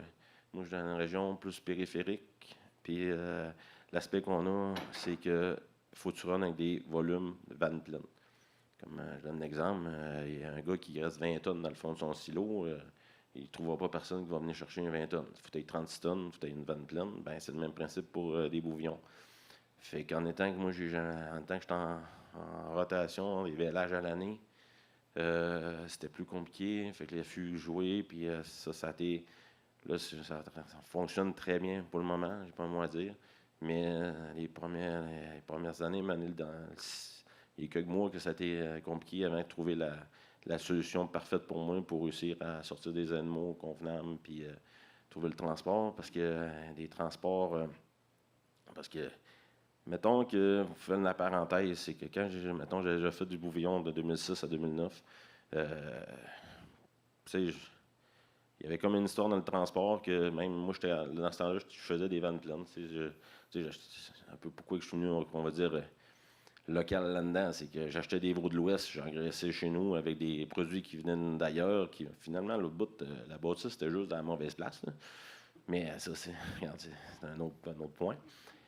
Mais quand j'ai restarté ça, moi, j'avais eu vécu dans ce temps-là que le monde, mettons, quand je sortais des vannes, puis il y avait comme des gars de vache-veau qui finissaient le veau. Il y avait 7-8 bouvillons. Puis là, il disait, regarde, à un moment donné, la personne m'appelait, il disait, ouais, c'était la fédération qui s'occupait de ça. Il dit, regarde, telle personne emmènerait. Ouais, pas de problème. Il y a mes animaux chez nous, j'ai chargé en même temps que je chargeais l'autre vanne, puis ça s'en allait des abattoirs, puis les paiements étaient faits, tout ça. À part les charger, j'avais rien à faire, puis ça aidait. J'avais l'optique que j'aurais pu finir par le faire avec des plus petits lots, mais on dirait que le transport a changé, il y a moins de cochons qui arrivent de l'Ontario, il y a ci, je le sais pas, mais j'ai pas pu le faire. Fait que là, à un moment donné, c'est ça m'a reviré de bord, puis c'est ça. Puis c'est pour ça qu'à un moment donné, je suis dans cette diapositive-là, ou un autre, en tout cas, je vais le dire tout de suite, c'est de voir à un moment donné, parce que tu peux pas commencer avec 2000 têtes puis dire tu vas faire des lots puis tout ça. Si tu commences graduellement, pour le temps de faire la main, si tu fais des erreurs, ça coûte moins cher que si tu en as 2000 dans le fond dans une bâtisse puis qui était mal parti. Puis, c'est comme exemple, là, les 30 qui ont sorti à matin, c'est un lot que j'ai oublié. Ça n'a jamais bien marché pour différentes raisons. En tout cas, bon.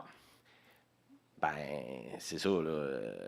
Fait que quelqu'un qui veut commencer, mettons, soit un troupeau laitier ou soit quelqu'un qui engraisse, qui commencerait avec quelques veaux, bien, quand tu as tout fait ta job, puis tu juste les mettre en marché, puis c'est là que tu te grattes le plus la tête, puis mettons, tu sors quelque chose de qualité pareil, tu sais, je veux dire, c'est ça.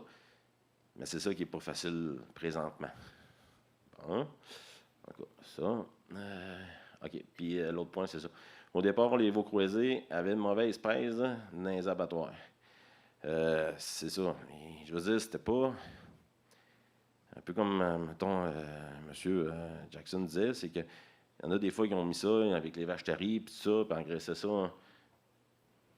Tu sais, ils n'ont pas engraissé. Oui, c'est un veau croisé, mais ils n'avaient pas fait de l'alimentation pour l'élever et pour faire un bouvillon d'abattage. Fait que souvent, dans le local, lancé dans les petits abattoirs, c'était ça. Fait que moi, au départ, c'est comme. Puis moi, j'avais déjà eu de l'expérience dans l'engraissement. Fait que les premières années, ben, je disais, regarde, je te l'envoie, découpe-les, mets-les sur ta table. Puis si tu ne l'aimes pas, je le ramènerai chez nous. Je remplirai le congélateur chez nous. Ben, j'ai jamais eu besoin de ramener aucun bouvillon chez nous. Fait que là, c'est ça, là, je veux dire. Mais sauf que au début, c'était un démarchage. Souvent, l'optique, c'était pas du bœuf, c'était ci. Oui, c'est un produit différent. Mais pareil, s'il est élevé dans les bonnes conditions, c'est comme des vaches à lait.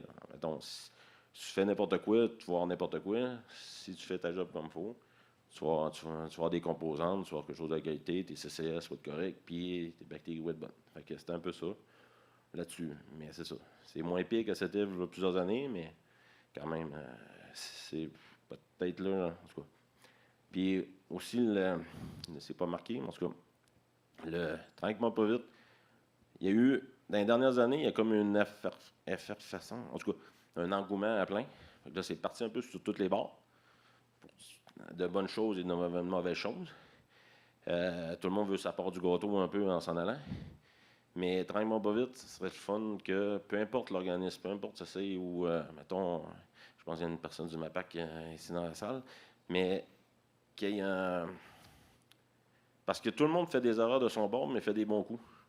Mais tranquillement pas vite, et de savoir être capable de regrouper toute cette information-là, un peu comme le commentaire de monsieur à la conférence d'avant, de pouvoir que l'erreur d'un voisin, que toi, tu ne la fasses pas chez vous, et vice-versa, mais le bon coup, tu le saches, un peu comme, je vais donner l'exemple, un peu comme Valacta, mettons, ou c'est Lactana, dans le laitier, que tout est regroupé, mettons, les troupeaux, même si c'est anonyme, tu as des données, tu as ci, tu as ça, pour être capable à un moment donné de... Puis l'industrie va réussir quand même à s'en sortir mieux avec ça, parce que ça va nous permettre de mettre des animaux de meilleure qualité, avec une meilleure rentabilité sur le marché, puis tranquillement vite, de toute façon, comme on le dit, au Québec, il y a de la place, on ne produit pas ce qu'on consomme. Bon, arrêtez là-dessus. Merci. Juste un petit mot, là, justement, par rapport au fait de mettre en commun des vannes.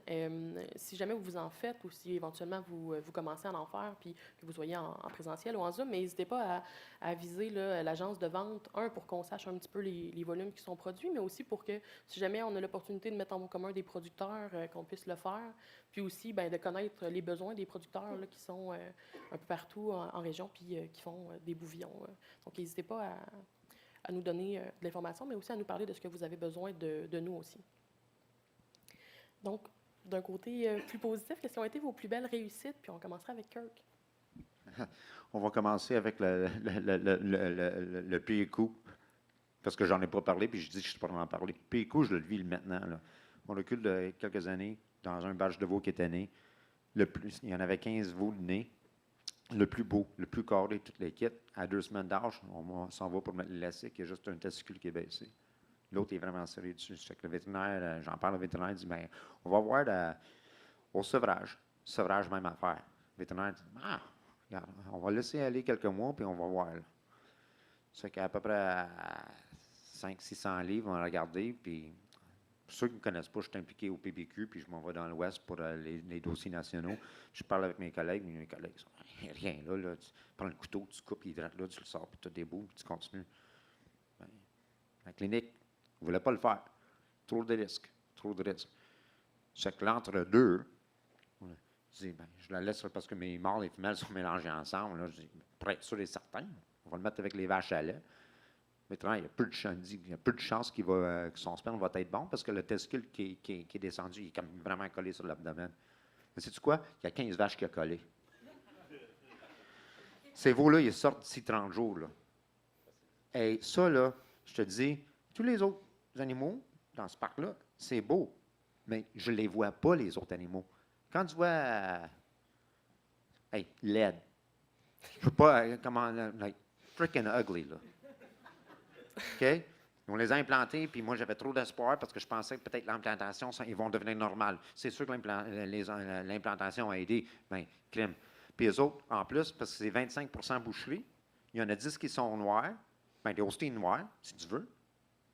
Puis tu en as 5 qui sont noirs et blancs, mais on peut un peu plus biffer les noirs et blancs. Il y en avait au moins 11 qui avaient des cornes, et c'est là que j'ai appris avec l'abattoir que je fais affaire. Tu ne peux pas voir de cornes parce que la cage d'abattage, la manière c'est fait, tu peux pas voir de cornes. Ça fait que ça a bien donné. C'est pour ça que j'avais acheté la cage de contention. Il fallait couper les cornes, puis c'est là qu'ils nous ont implantés. Mais ugly. Ça, c'est un mauvais coup. Ça, là, mon idéal, ma recommandation, si tu vas comme vers boucherie, croisement, reviens jamais en arrière. Ne fais jamais ça. Jamais, jamais, jamais. La seule fenêtre que j'avais avec ce lot-là pour m'en sortir, ça aurait été quand il était 500 livres avec les cornes longues de même. Pour les amateurs de rodeo, ça aurait fait des beaux roping calf. Là. Mais ugly, puis ça, et je reviens, parce que c'était bien important pour moi que quand j'en parle de ça, quand je vais parler avec André Forget pour ce lot-là, il va avoir la bonne description. Il va savoir que ce n'est pas comme la norme que j'ai envoyée avant.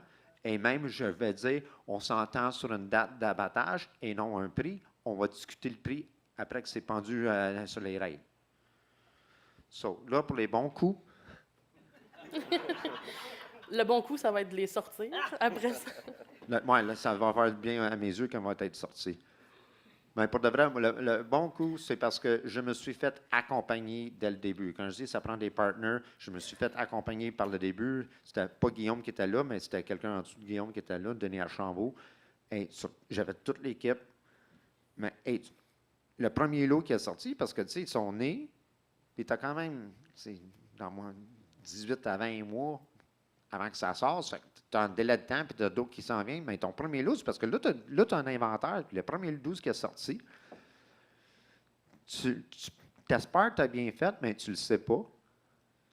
Et moi, j'ai été à l'abattoir à Terrebonne, les classes très tôt le matin, comme 3 heures du matin. J'étais là, j'ai rencontré la classeur de l'Agence canadienne de classement, puis j'étais présent avec elle pendant qu'elle classait mes bœufs puis les bœufs des autres. Et le premier lot, là, c'est tout le crédit à l'équipe que j'avais. Sur 12 bêtes, c'était 10 3A puis 2 prime. L'équipe a bien fait. Et c'était le fun parce que tu vois ce que tu as fait, tout enligné sur un rail, tes 12, puis tu as des noms, ton nom est dessus, sur les petits papiers accrochés pour l'identification. Mais tu as les autres rails aussi, des autres producteurs que tu connais. Puis tu vois comment tu te compares.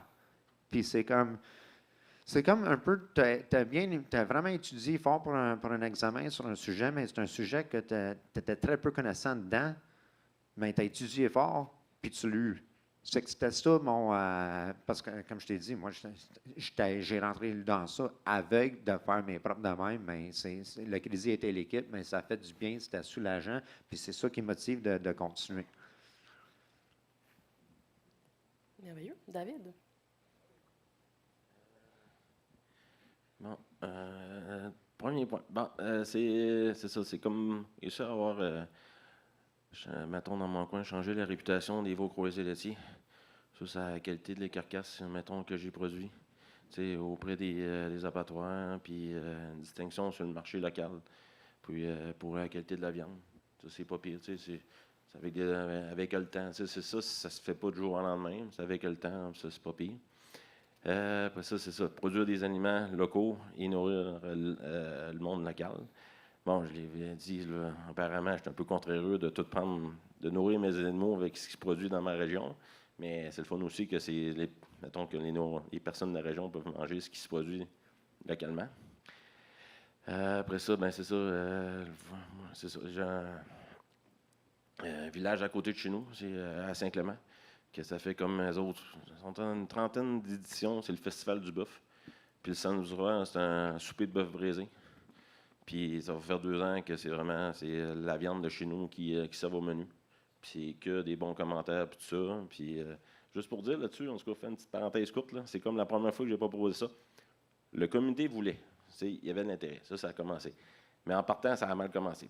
C'est comme on veut dire redondant. Problème numéro 1, tu trouves la solution numéro 1. Le problème numéro 2, tu trouves la solution numéro 2. Problème numéro 3, mais à la fin, tout a bien été, mais en partant, c'est comme, non, c'est pas possible. Mais il y avait de l'intérêt du comité, fait qu'on a réussi à trouver une méthode. Puis à date, en tout cas, ils ne reviennent pas en arrière, ça c'est sûr, puis ça va très bien. Après ça, ben, c'est ça, un congélateur dans le dépanneur du village. C'est un peu ça, le monde voulait, mais au prix que le bœuf est, c'est venu un peu de dire que le monde qui voulait en manger, mais ne voulait pas avoir acheté une demi-carcasse ou un quart d'une carcasse ou une carcasse complète. Le prix était cher un peu. Puis souvent nous déranger ou peu importe. Puis personnellement, je ne veux pas de comptoir à la ferme. C'était pas dans mes objectifs. Puis regarde, il y en a qui le font. Je lève un chapeau. Moi, non.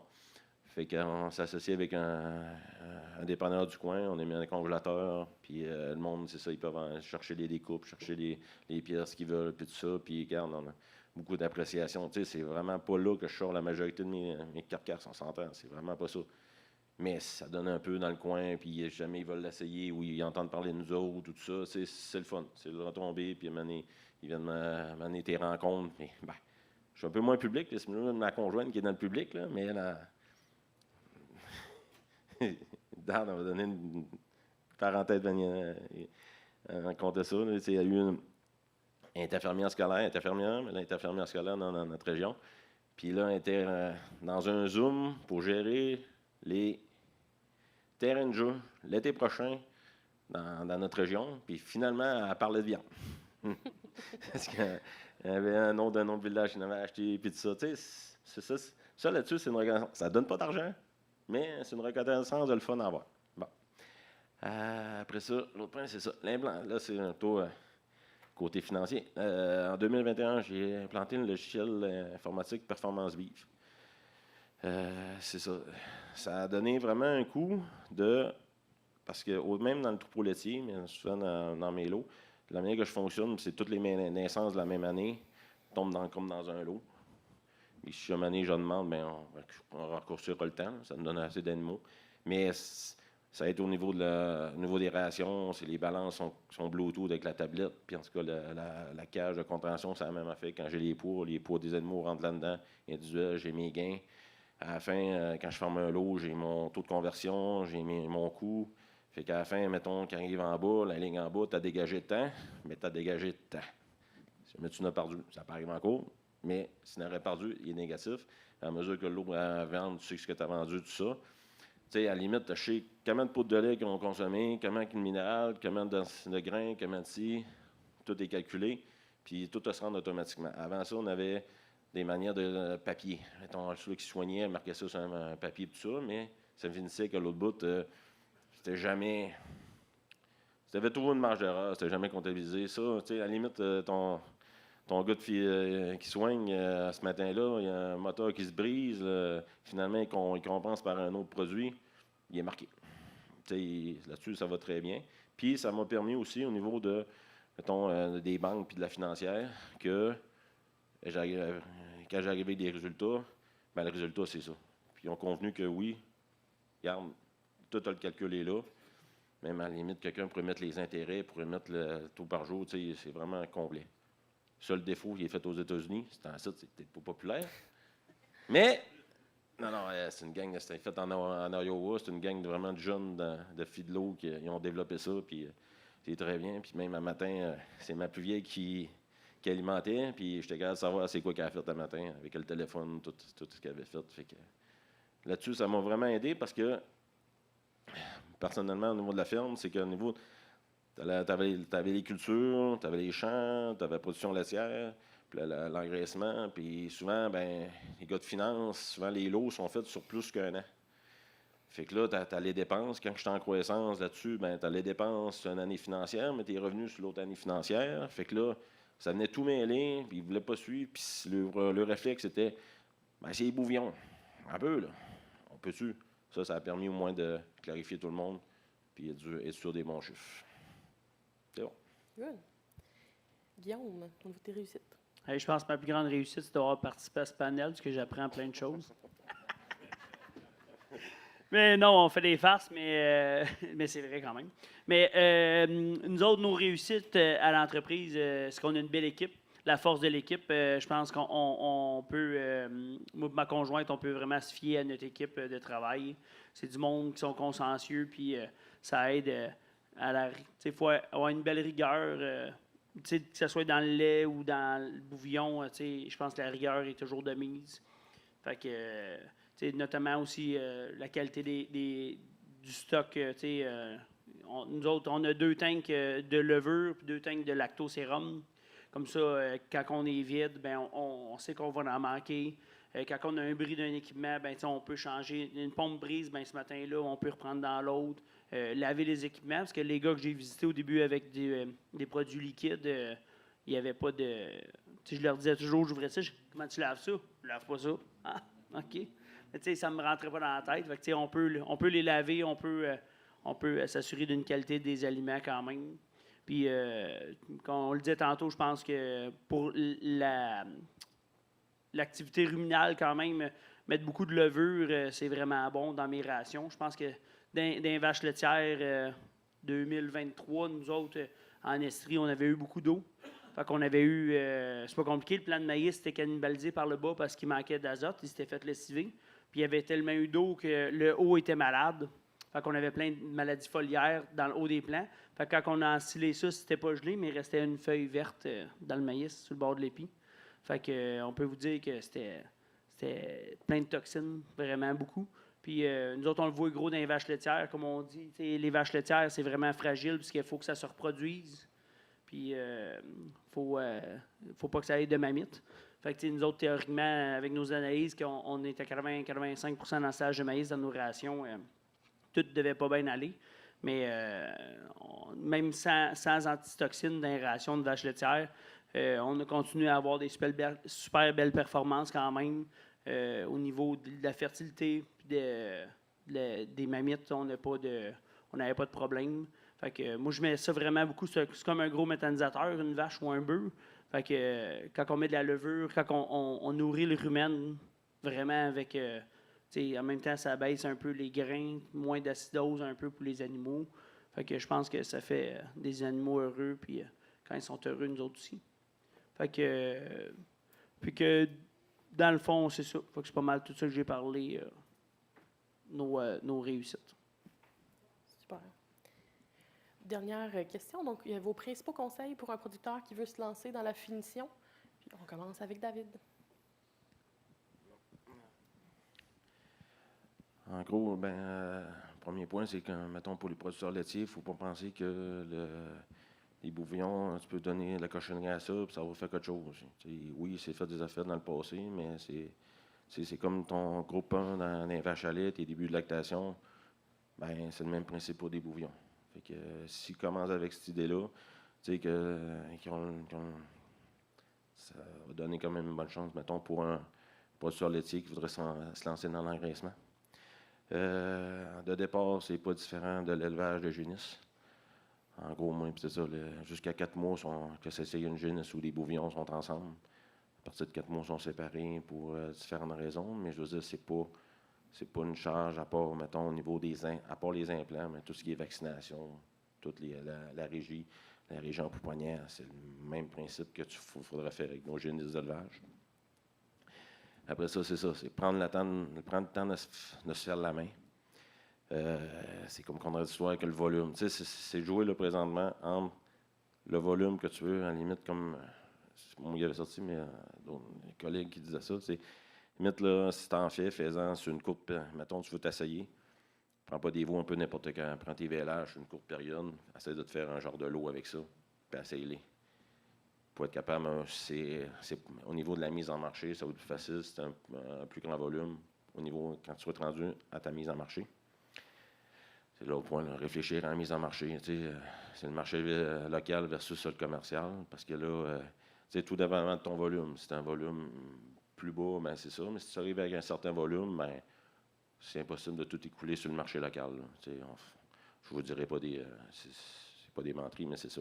Fait que comment réussir déjà selon ta région, je veux dire, c'est proche d'une... Je peux pas parler pour les autres régions. Moi, c'est ça, je suis dans le Bas-Saint-Laurent. Je peux pas parler pour les autres régions, mais mettons, tu as un acheteur à telle place ou tu as un peu pour ça. C'est chaque région assez différente. Mais tant que tu n'es pas capable d'envoyer des vannes pleines, il y a toujours un questionnement. C'est ça qu'il faut... t'es mieux de réfléchir ça avant, parce que... mettons, je vais donner un exemple, que je n'avais 25 de près, puis que... je n'avais pas d'acheteur, puis je ne savais pas les envoyer. Tu te poses des questions, mais c'est ça. Puis, c'est ça, aviser les conseillers, les intervenants, mettons, tu veux décoller là-dedans, même si c'est pour faire un essai, cache-toi pas, dis-le au monde, tout ça. C'est comme, on va dire, toutes les personnes qui ici sont dans la salle, en gros, on a 4 ici, là, en présent, là. À laisser poser des questions, ils ont des connaissances. Si, mettons, manque, je ne parlerai pas pour les autres, mais s'ils n'ont pas de réponse, ils vont en trouver et ils vont te la donner après. Puis c'est ça, là, c'est vraiment, regarde, plus que tu vas poser de questions, plus que tu vas aller, mais plus tu as de chances de ta réussite. Peut-être que ton premier lot ne sera pas parfait, mais tu vas mettre toutes les chances de ton côté pour avoir une belle expérience, pour pouvoir continuer, puis moins te planter pas, être une mauvaise expérience, puis reculer. Parce que c'est quand même de l'investissement. C'est de l'investissement. Donc, quand tu prends tes veaux de naissance, c'est un investissement pas monétaire. Tu n'auras pas besoin de débourser, mais tu vas supporter de l'inventaire. Fait que c'est quand même au niveau. Puis tu as un manque à gagner du veau que tu n'auras pas vendu au départ. Fait en gros, c'est ça. Puis on voit la photo, mettons, c'est ça, c'est le congélateur que j'avais mis dans dans le dépanneur, tu sais, on l'a habillé en notre nom, tout ça, avec les logos, puis tout, puis ça. Puis c'est ça, là. Tu sais, là, ça fait... C'est vraiment... Tu sais, on s'entend, là, je fais pas plus d'argent en le vendant dans le congélateur que j'en vends dans le commercial. Mais c'est vraiment l'allure, tu sais, tu te promènes dans le village, tu fais ça. À un moment donné, là, c'est mes clés barbecues d'école. Là, quand on fait le découpage, ils nous font des boulettes congelées. Et là, le monde tripe ses boulettes, tu prends des fêtes, tu dégèles ça, tu mets ça dans tes fais cuire. Tu sais, c'est un ananas qui est le fun. Ça, je dirais le contraire. Je répète, ça ne te donne pas d'argent, mais c'est le fun. C'est bon. Guillaume. Nous autres, le principal conseil, c'est quand même, on met sur la qualité toujours, on se répète gros, mais la qualité des aliments, la qualité de l'ambiance des animaux. Puis une chose aussi qu'il faut prévoir, parce que nous autres, on l'avait vécu dans le passé en 2018, quand on a agrandi la grange, on voyait l'avenir avec beaucoup de prospérité puis de la croissance du quota laitier. Il était quand même vraiment intéressant dans ces années-là. Fait qu'on était passé pour une soirée courte de 100 à 200 génisses laitières. Fait que, à un moment donné, j'étais assis dans le bureau puis je cherchais mes liquidités. J'étais là, qu'est-ce que je fais de différent, puis pourquoi que ma marge est pleine de même. Mais tu sais, c'est que avant que la génisse commence à me donner du lait ou que je puisse la vendre, ce qui était rendu que j'étais en surplus d'animaux, bien, ça passe 2 ans. Avec 2 ans, sans animaux, faire un chiffre court à 2000 $ dans le temps, qu'on pouvait se dire qu'on mettait d'investissement, qui c'était de poudre à lait dans le temps, de la moulée, la litière supplémentaire qu'il fallait avoir. On travaillait un peu plus, mais en tout cas, vraiment les choses variables qu'il y allait, courbe... J'avais 100 000 sur ma marge de crédit là, qui était pour ces génisses laitières-là. Fait que quand on a commencé, moi et ma conjointe, à regarder pour les bouvions, des fois, on était un peu be big or stay home. Au début, on avait quand même des gros projets, puis on s'était dit, on va acheter des bouvions des autres, on va se bâtir une pouponnière. On avait vraiment des gros projets. Puis, à un moment donné, on s'est dit, c'est quoi les liquidités ça va nous prendre? Puis, on a parlé avec notre directeur de compte. Notre directeur de compte, c'est un gars de laitier. Il était moins chaud à l'idée. Donc là, on s'est dit, on va commencer plus tranquillement. Puis, quand on a commencé au début, bien, on était dans une belle période de notre carrière et de l'entreprise, que les liquidités étaient bonnes. Puis, on était capable de les soutenir pendant une couple d'années. Puis, comme on dit, sinon, il faut prévoir des liquidités pour quelqu'un qui voudrait partir. Ce serait vraiment un de mes conseils que moi, je n'avais pas fait en 2016-17, quand on avait pris l'expansion dans la ferme laitière. On n'avait pas prévu ces liquidités-là parce qu'on n'avait jamais fait d'expansion si rapide que ça dans le laitier. Mais pour le bouvillon, c'est la même chose. Mon beau-père me dit toujours, je capote les gars de lait, là, vous bâtissez des granges, ça prend 10 ans à remplir, ça n'a pas de sens. Dis-moi, mon parc, que la tôle n'était pas sur le top, que les bœufs étaient déjà en dessous. C'est pas la même dynamique quand même. Là. Puis un petit conseil aussi, c'est comme on se parlait à moi et Anaïs quand il est venu, que ce soit côté alimentaire, que ce soit côté dans les champs, que ce soit avec les bouvillons. Moi, je dis toujours, quand on ne fait pas différent, on ne fera pas plus d'argent que le voisin. Si on reste toujours pareil, on ne risque pas de faire mieux. On risque juste de faire comme notre père ou comme notre grand-père, puis tout avance. Fait qu'à un moment donné, si on veut réussir, il faut faire différent. Je pense que ça fait partie d'un des conseils de ne pas avoir peur de foncer, mais il faut bien s'entourer, comme on disait aussi avec mes collègues ici. Merci.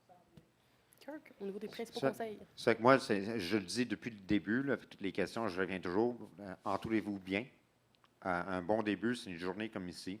Je le sais, ben, j'ai eu l'invitation aussi. Il y a d'autres journées qui arrivent, puis les intervenants, ou les commanditaires ils font des journées, puis celles que j'ai vues, je suis sûr que les autres qui en font aussi. Mais Merck en font un en juin, il m'a invité, il m'a montré l'affaire. C'est des journées, ça commence là. C'est même que tu commences à t'entourer, à te construire une équipe. Aujourd'hui, dans la salle, tu as une équipe au complet, là, de A à Z. Tu as une équipe au complet. Et c'est vraiment l'équipe que ça prend, puis tu te fais un plan, et c'est de même. Tu le fais valider par l'équipe pour la mettre en application. Moi, l'autre affaire, puis ça s'est déjà dit, prévois la mise en marché. C'est que pour moi, là, pour que tu aies ton seuil, c'est 10 têtes à la fois prêtes. Ça, ce que ça veut dire, peu importe ta taille de ferme laitière, là, si ça veut dire que c'est sur une période, je dirais pas plus large que 2 mois, une tranche de 2 mois, bien si tu t'arranges pour que tu aies les 10 que tu en as besoin pour commencer tombent dans 2 mois pour avoir 10 à la fois. Parce que même regrouper, c'est facile avec 10. Tu peux regrouper, ou ça peut être un gooseneck, tu peux être dans une région périphérique. Il y a des trucks qui passent à tous les jours de la semaine. Je sais qu'avec depuis le déclin dans l'abattage de porc, ben, je sais aussi ce qui se passe avec les camions d'Ontario là, qui vont à l'île du Prince-Édouard, ci puis ça. On a notre transporteur aussi dans le salle aujourd'hui aussi, qui a des camions qui roulent partout. Avec 10, c'est ton minimum. Part de ça, je ne veux pas que moi, je parle de chez nous. Chaque entreprise est différente. Moi, je serais dans la marbre si tout le monde faisait comme moi dans le lait. Je n'aurais pas de relève pour les animaux laitiers. Moi, je fais ça parce que c'est ça qui marche chez nous. Faites pas comme moi, parce que l'autre affaire, c'est comment trouver ton zen avec ton fiscaliste. Moi, je prends la nicotine. Encore là, je ne vous recommande pas. Mais avec ces 3 conseils-là, je termine. Merci.